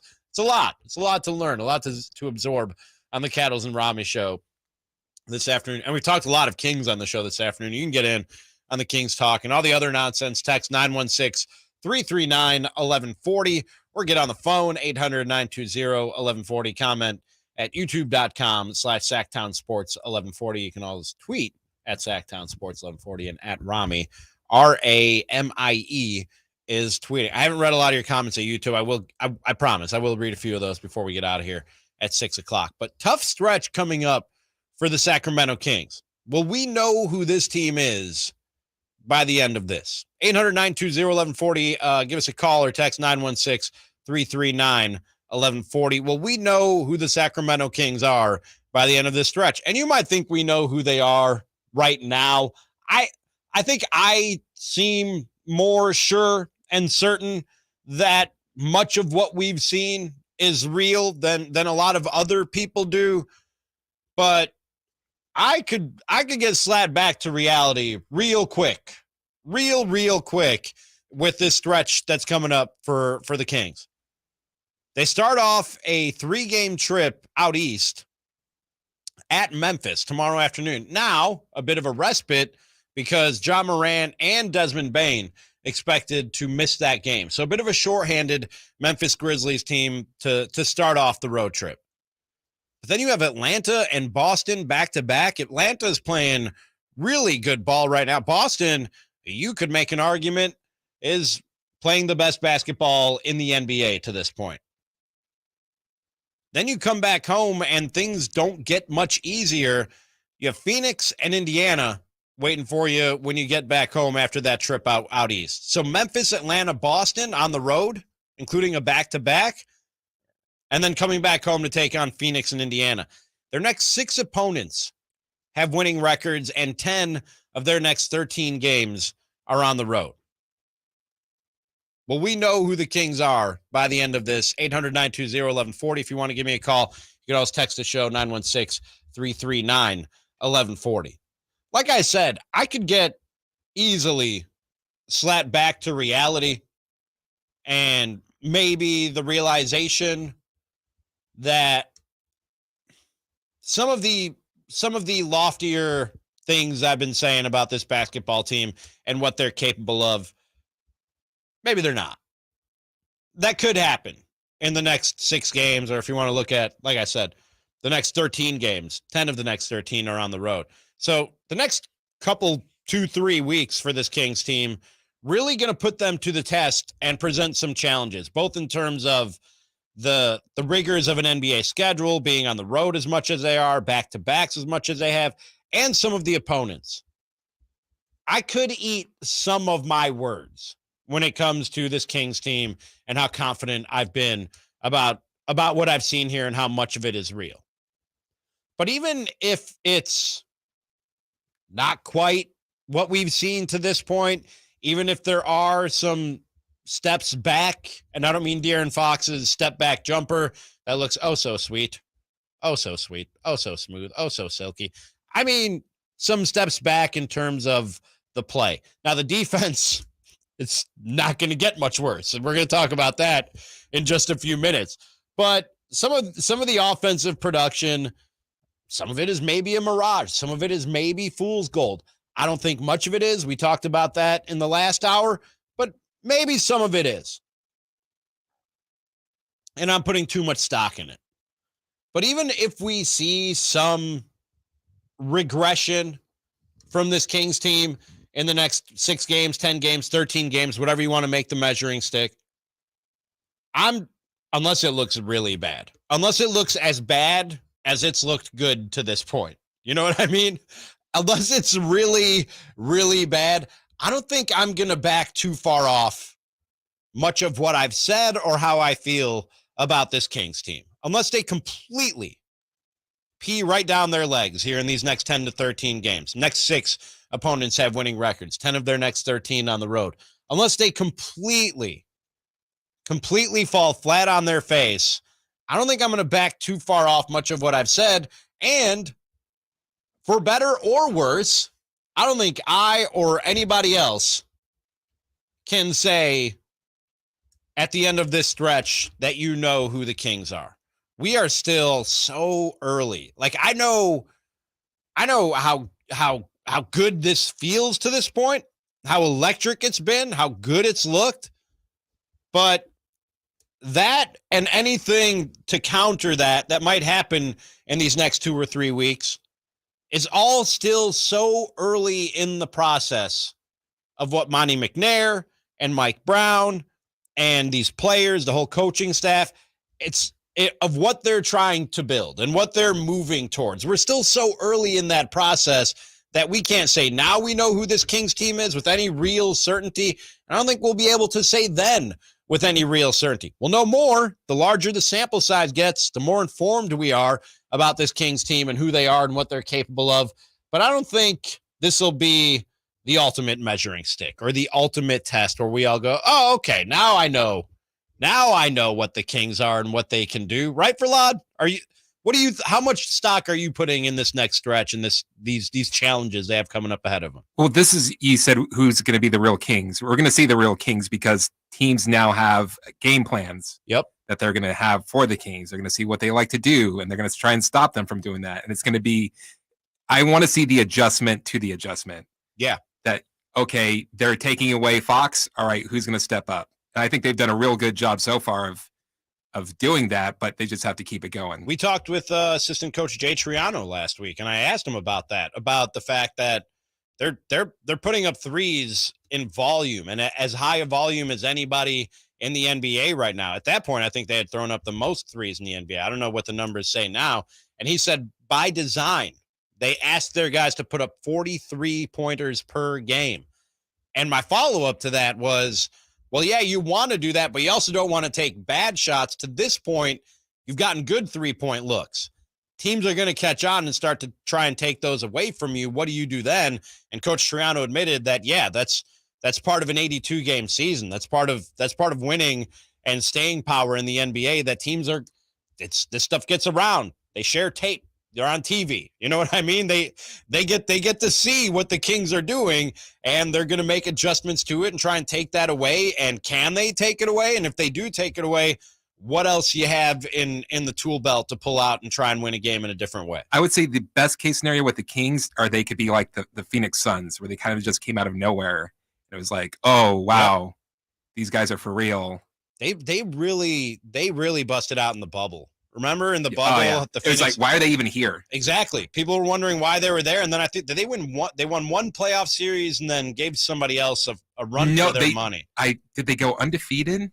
They didn't make it to the playoffs, but I believe they went, or maybe they lost a game. I don't remember. That was a whole different world. They needed to win every single game to get in, and I want to say they did do that, but it still wasn't enough for them to make the playoffs. But back to what you were saying about the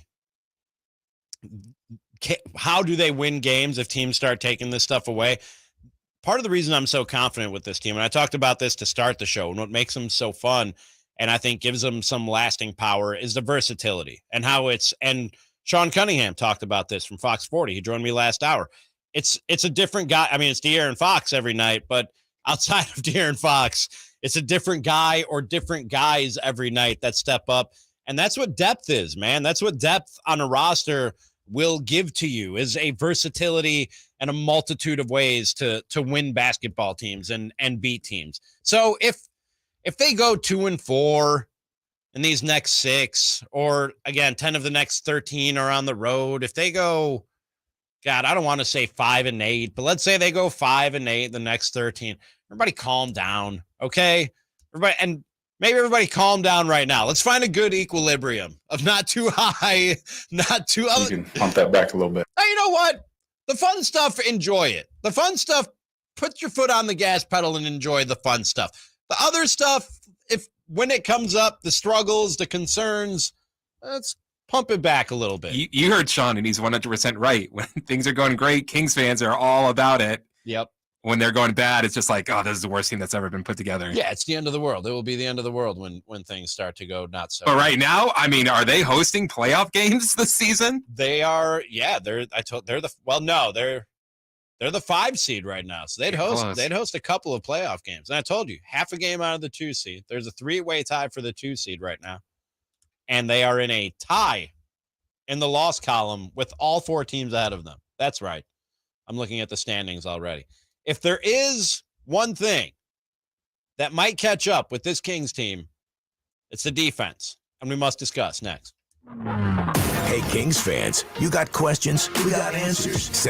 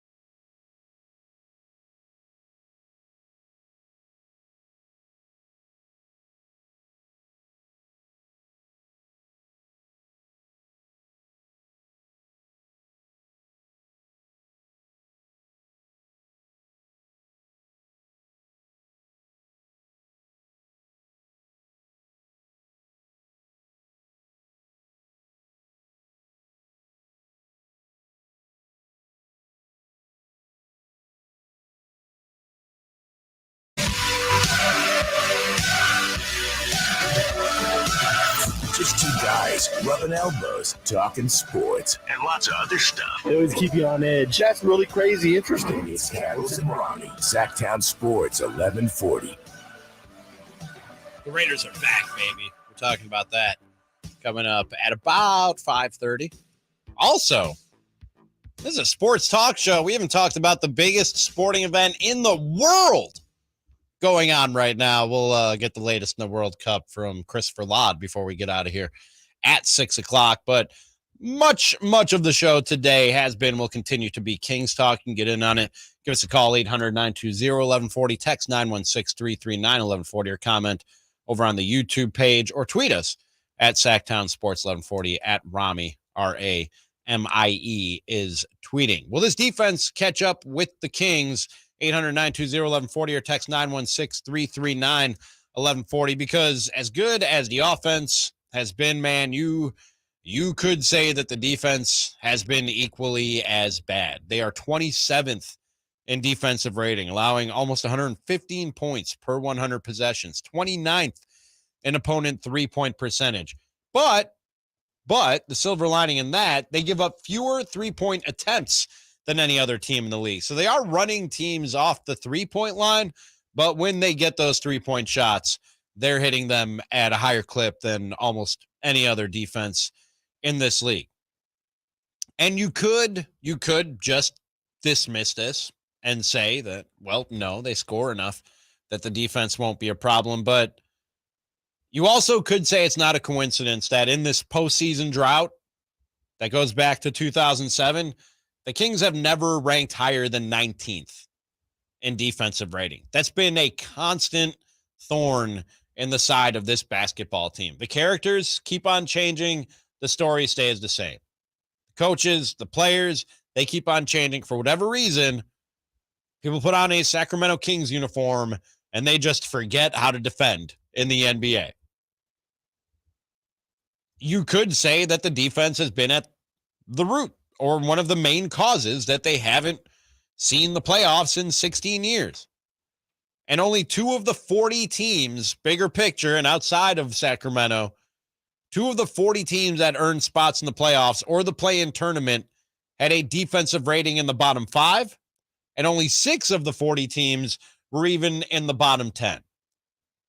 So the Kings' own personal history and the history of the NBA, recent playoff history of the NBA, says it's going to be hard to keep up this type of defense and keep up this type of clip in terms of winning basketball games and getting into the playoffs and ending that drought.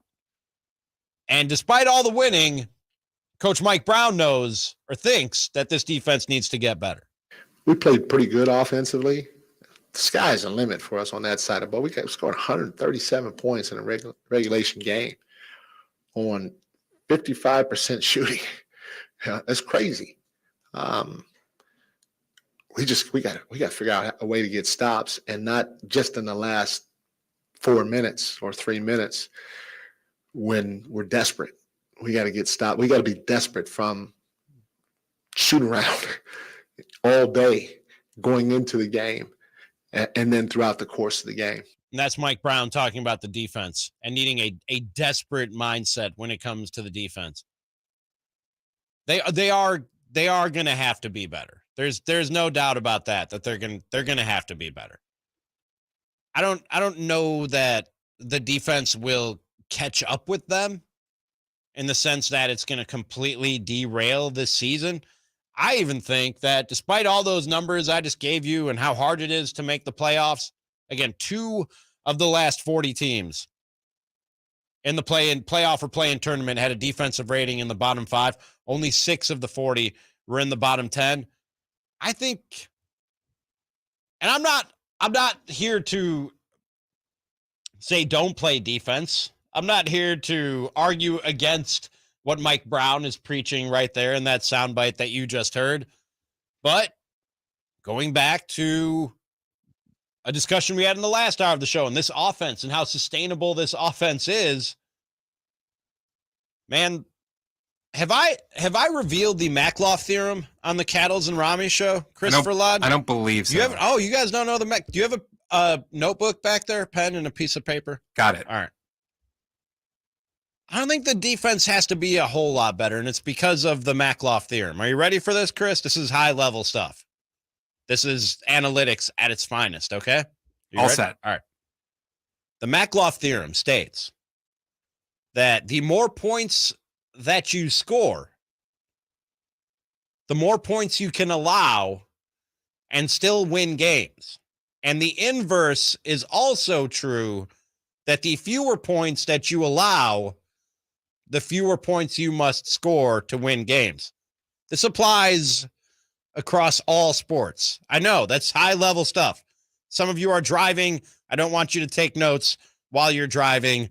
Play the podcast back later at sactownsports.com. But the more points you score, the more you can allow and still win. And the fewer points you allow, the fewer you need to win. What about golf?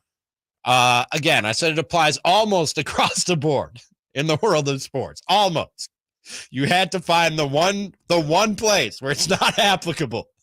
As my producer, you just had to find the one place where it's not applicable. But I I really think that because of how good this offense is, the defense just has to get tiny bit better. Mike Brown is right. And it kind of goes back to what I was saying earlier about don't play with your food, make easy wins. And when you look at last night, the only way to make that win easier, and when at the end of the day, as Mike Brown said, you scored 137 points, the only way to make that win easier and not play with your food would be to have been playing better defense at some point in that game.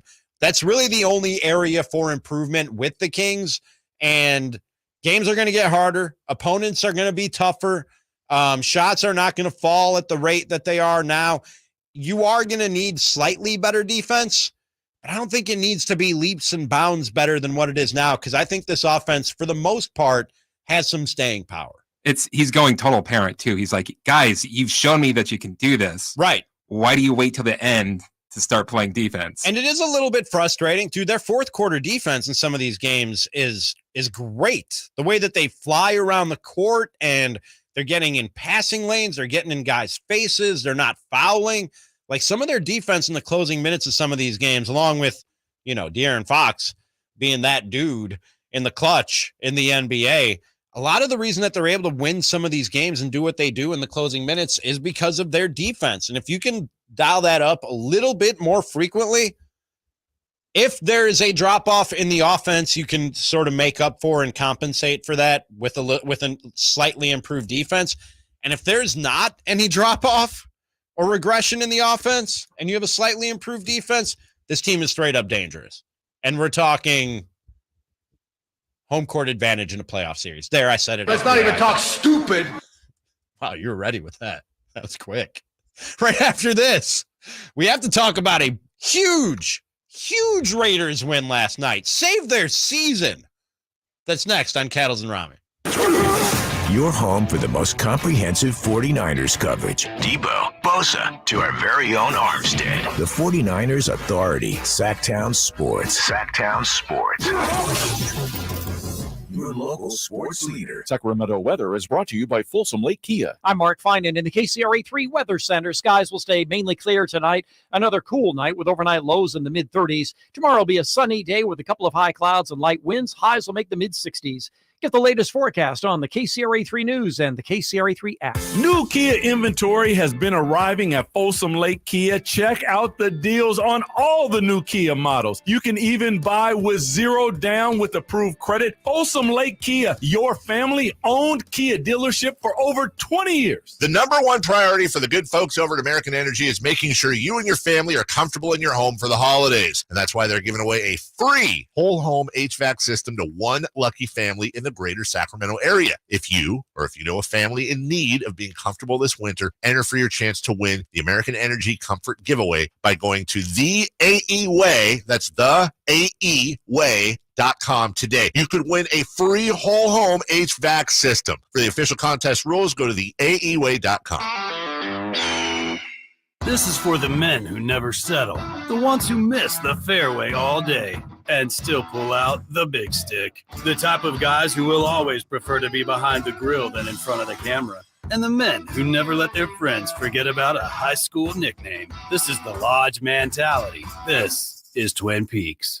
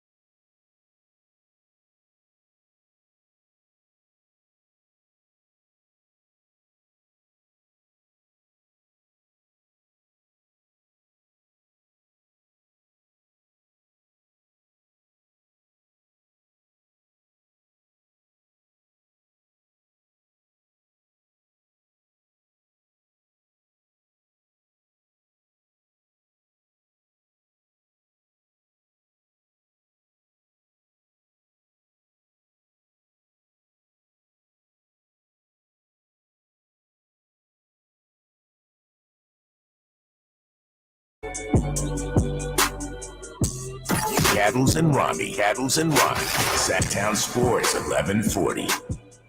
Oh, the silver and black are back, baby. Raiders win yesterday over the Broncos, 22-16. This just occurred to me now. Well, it occurred to me yesterday and just popped back into my head now. We'll talk about the football in a second. But Verlad, are you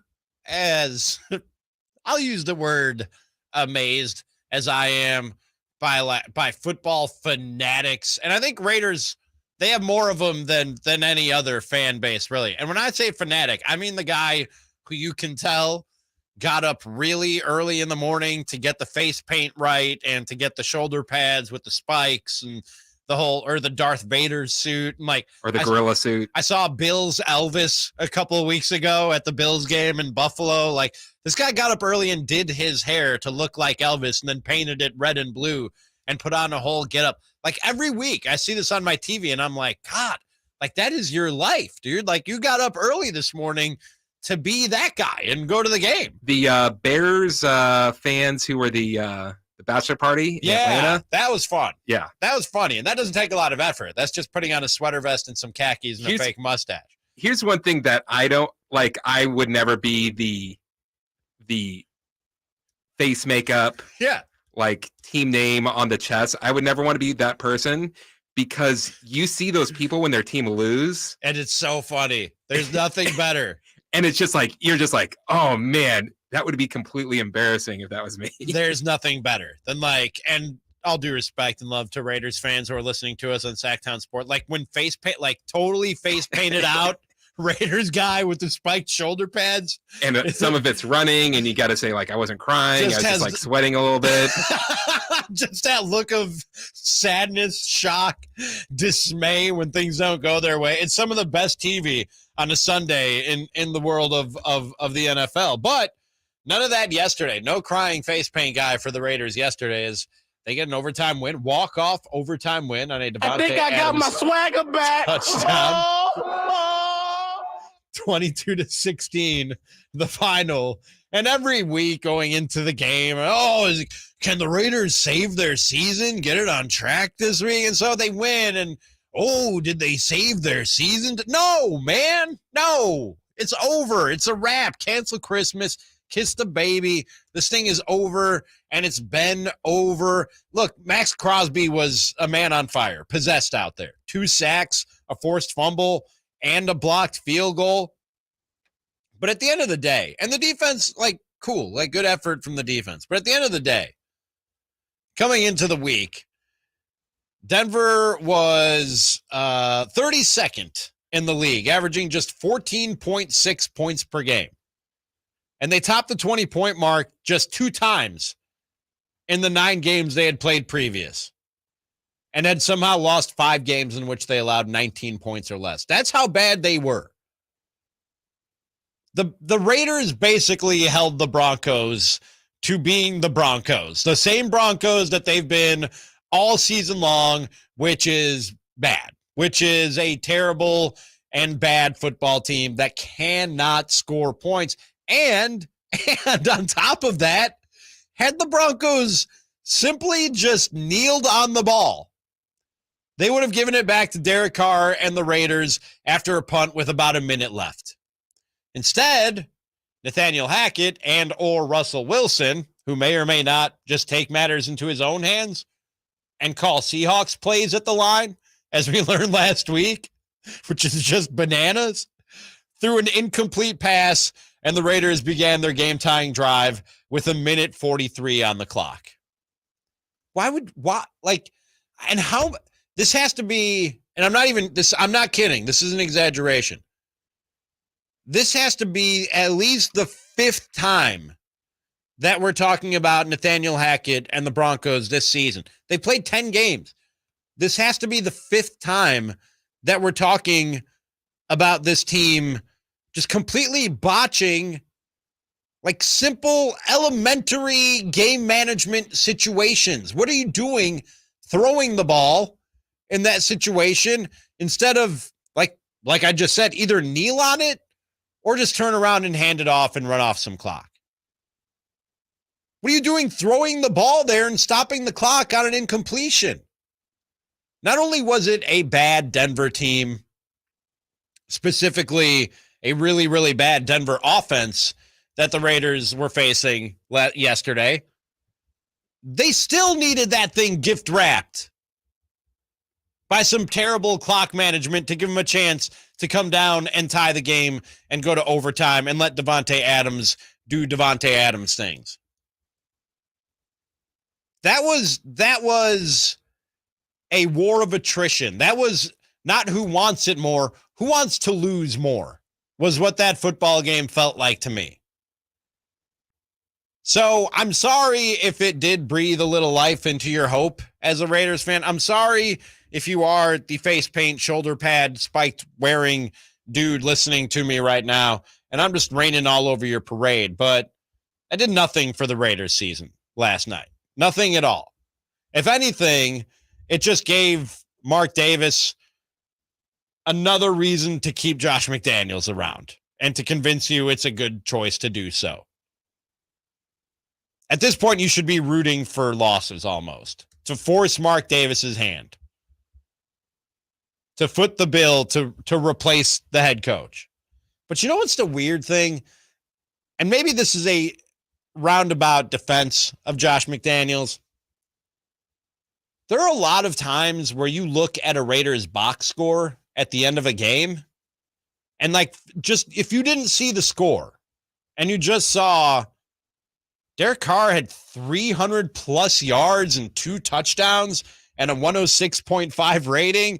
They ran the ball, ran it real successfully. Josh Jacobs had 24 carries for 109 yards. Davante Adams looked like the guy that got the contract and the Taco Bell in his house in the offseason with 7 receptions and 141 yards and 2 touchdowns. But then you go, how did you do all that and still only score 22 points? How? Like, that's almost hard to do, to put up those and those games are peppered throughout this season so far, where you look at individual offensive production or you look at a box score after a game and you go, man, that's a high-powered offense right there. You got 3, 4, 5 guys putting up big numbers, and then you look at the score and they're somewhere in the low to mid-20s. I don't even fully, I mean, ultimately, I think that comes down to red zone dysfunction and drives just petering out, running out of steam. I'd like to solve the puzzle. Is that the answer to the puzzle? Is it just a bad red zone team and a team that runs out of steam on drives? That could be it. Because Derek Carr isn't throwing a lot of interceptions. They're not fumbling and giving the ball back to the other team in that way. It's just, I guess it's just drives petering out and red zone possessions that are not materializing into any points. But no, don't let that game yesterday breathe any life back into your Raiders' hopes. Sorry to disappoint. Max Crosby, though, is a beast, though, dude. Watching that guy just fly around the field yesterday, that was fun. And at the same time, I felt a little bit bad for him that he's stuck with the Las Vegas Raiders. And so I don't appreciate your tone either. And that defense. I'm sorry, Derek, but that's just how I feel. I don't feel great about the direction things are headed in for the Raiders and the fact that you're stuck with Josh McDaniels and you, Derek Carr, you might not even be around next year. That's what's bad about the Raiders right now is all their good players. You're like, man, I feel bad that they're Raiders. Yeah. And a lot of them are good dudes. Like Derek Carr seems like a great dude. You know what I mean? And he was crying 8 days ago. Like, I'm glad they won so Derek Carr is not at a podium crying this week. Because I'm pretty sure they broke him. You can't say about Derek Carr like, oh, he's given up on the Raiders. You can never say that ever. No. That dude cares about the Raiders, and he cares about winning football games, and he is stuck with Josh McDaniels and Mark Davis, for that matter. Right after this, 2 hours and 38 minutes into the Cattles and Ramie show, and we are remiss in not discussing the biggest sporting event in the world that's happening right now. So we'll do that next. It's Cattles. It's Ramie. Sactown Sports.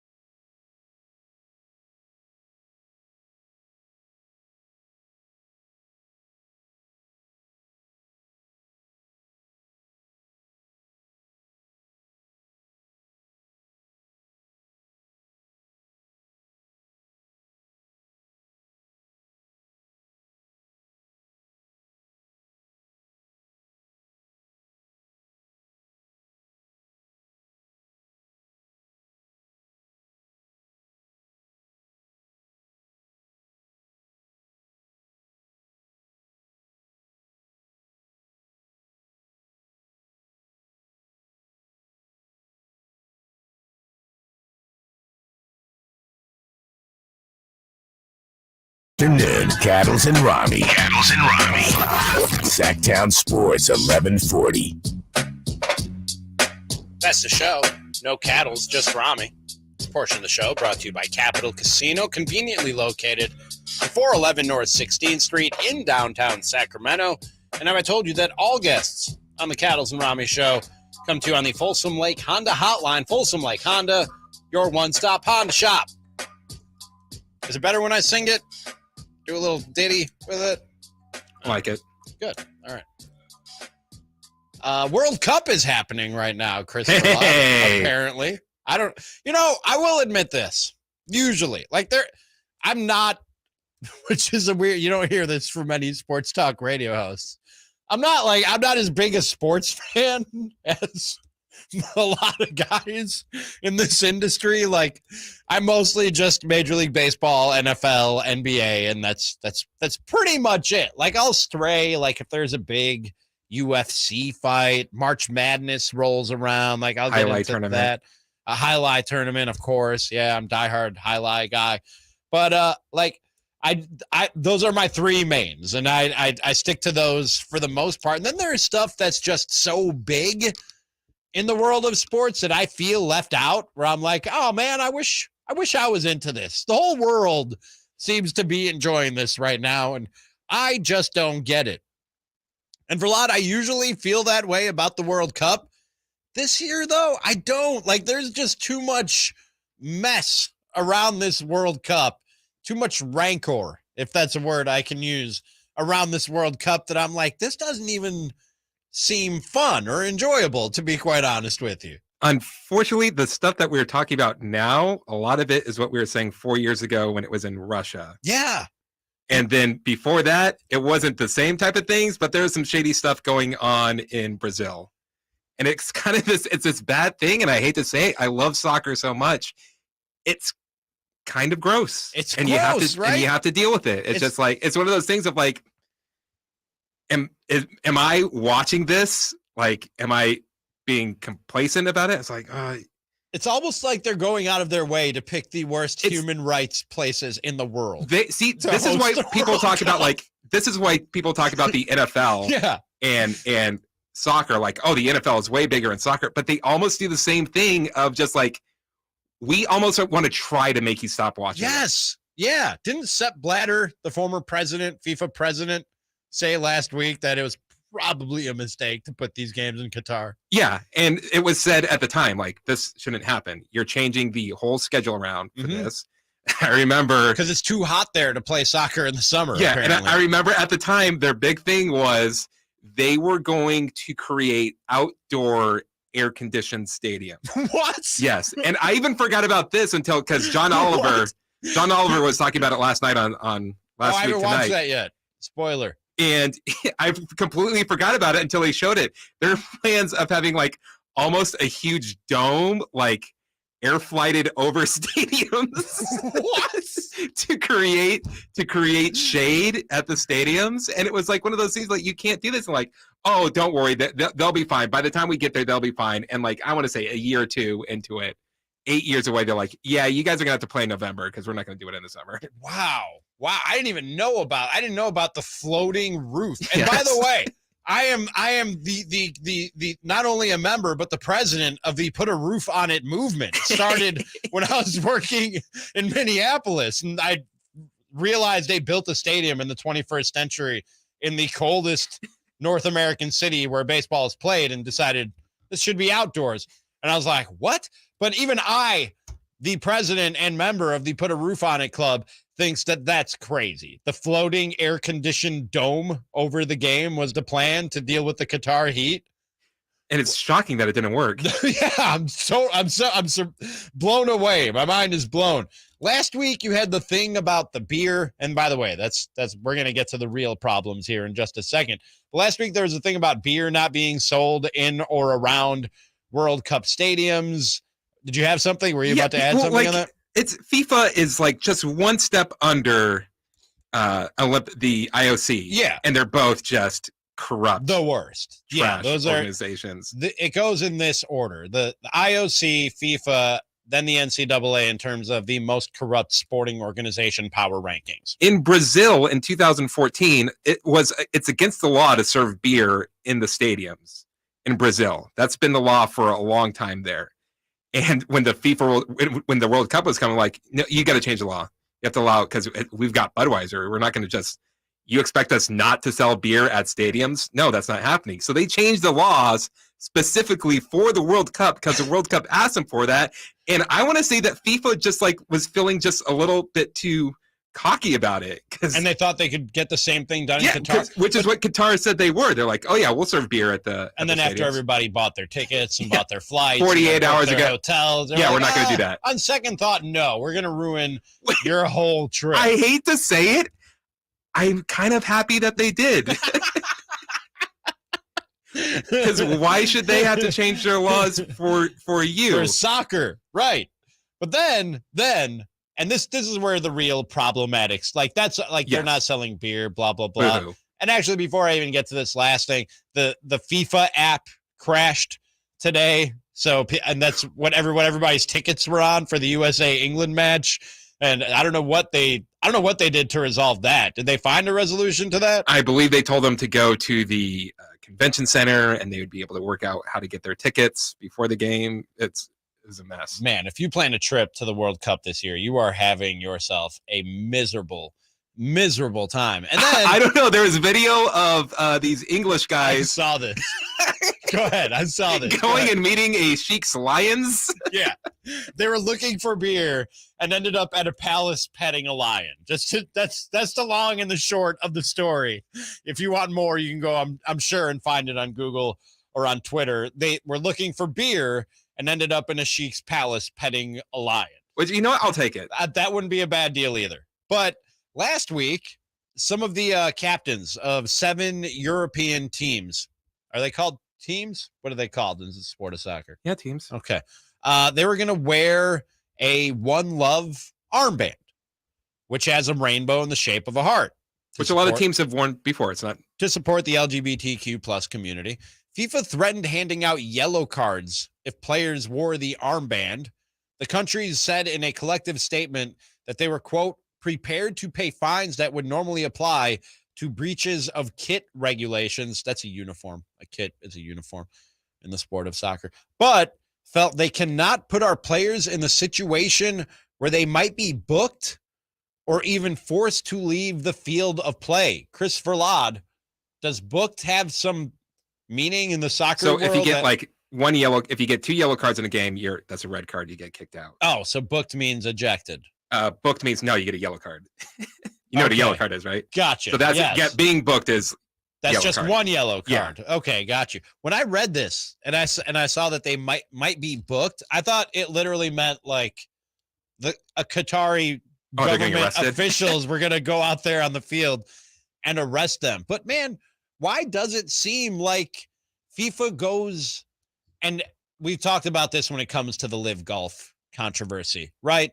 A lot of people are in bed with a lot of blood money in the world of professional sports, and almost everywhere that we're talking huge sums of money, a lot of people are in bed with some bad people, all right, and collecting some kind of money from somewhere that it probably has questionable means, let us just say.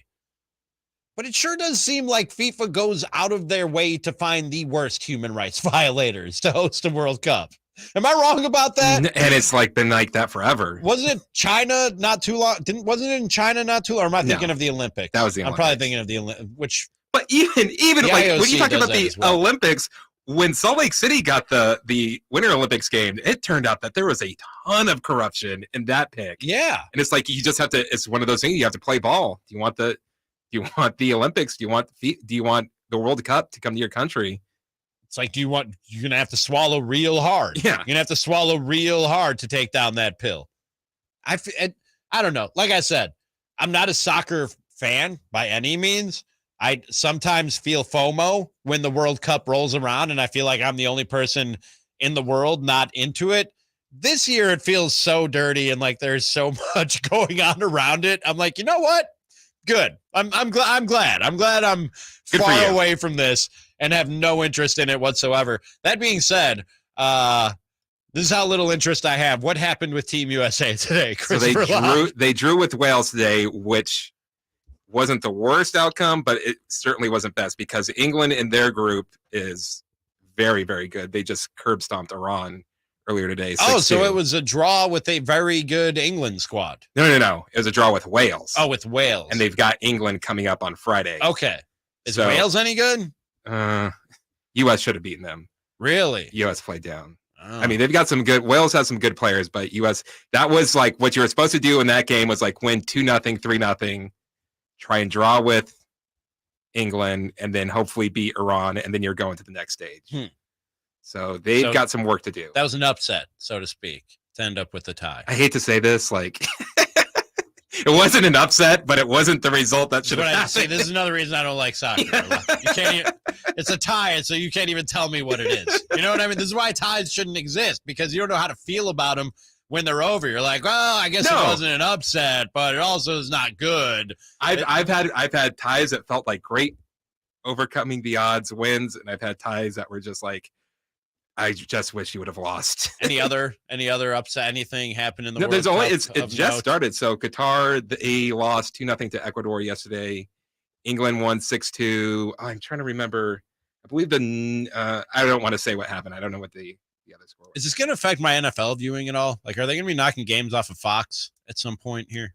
Yes. I don't think that they're going to knock NFL games off. Okay, good. And plus, they're a lot in the early. So it's like 5 a.m., 8 a.m., 11 a.m. 11 a.m. is the latest one. Hey, real quick, how much time I got left here, Vlad? I want to clear something up here real quick before. You got a minute. A minute? Okay. Last week, I believe it was last Wednesday, when the Christmas decorations went up here in the studio, and I complained, and I was like, way too early for Christmas decorations, people. Yeah. Like, I went on a little rant.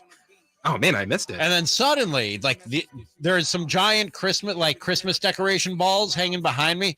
They fell off the wall. They just fell off the wall shortly after I complained. Then there was a tree, like a tinsel tree that was hanging from the ceiling over here.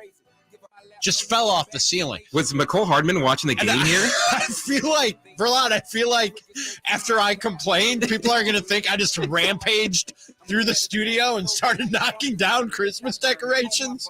That is not what happened. Okay, I just want to clear the record. Ramie hates Christmas. I love Christmas. I just think we started too early sometimes. But even that being the case, I didn't do this. Like, stuff just started. I want to be gone for a week, and I don't want the story to get out of my control. So this was just people using tape for things they should have been using hooks for. And it's just too early for Christmas. That was the ghost of it's too early for Christmas, letting you know it's too early for Christmas. Everyone have a happy Thanksgiving. Verlad, thank you. Thank you to everybody out there. And check us out at youtube.com/Sactown Sports 1140. Talk to you next time. Hello, this is Joe Cordell. Cordell & Cordell is a firm that practices family law exclusively. We focus on only one area of the law to maximize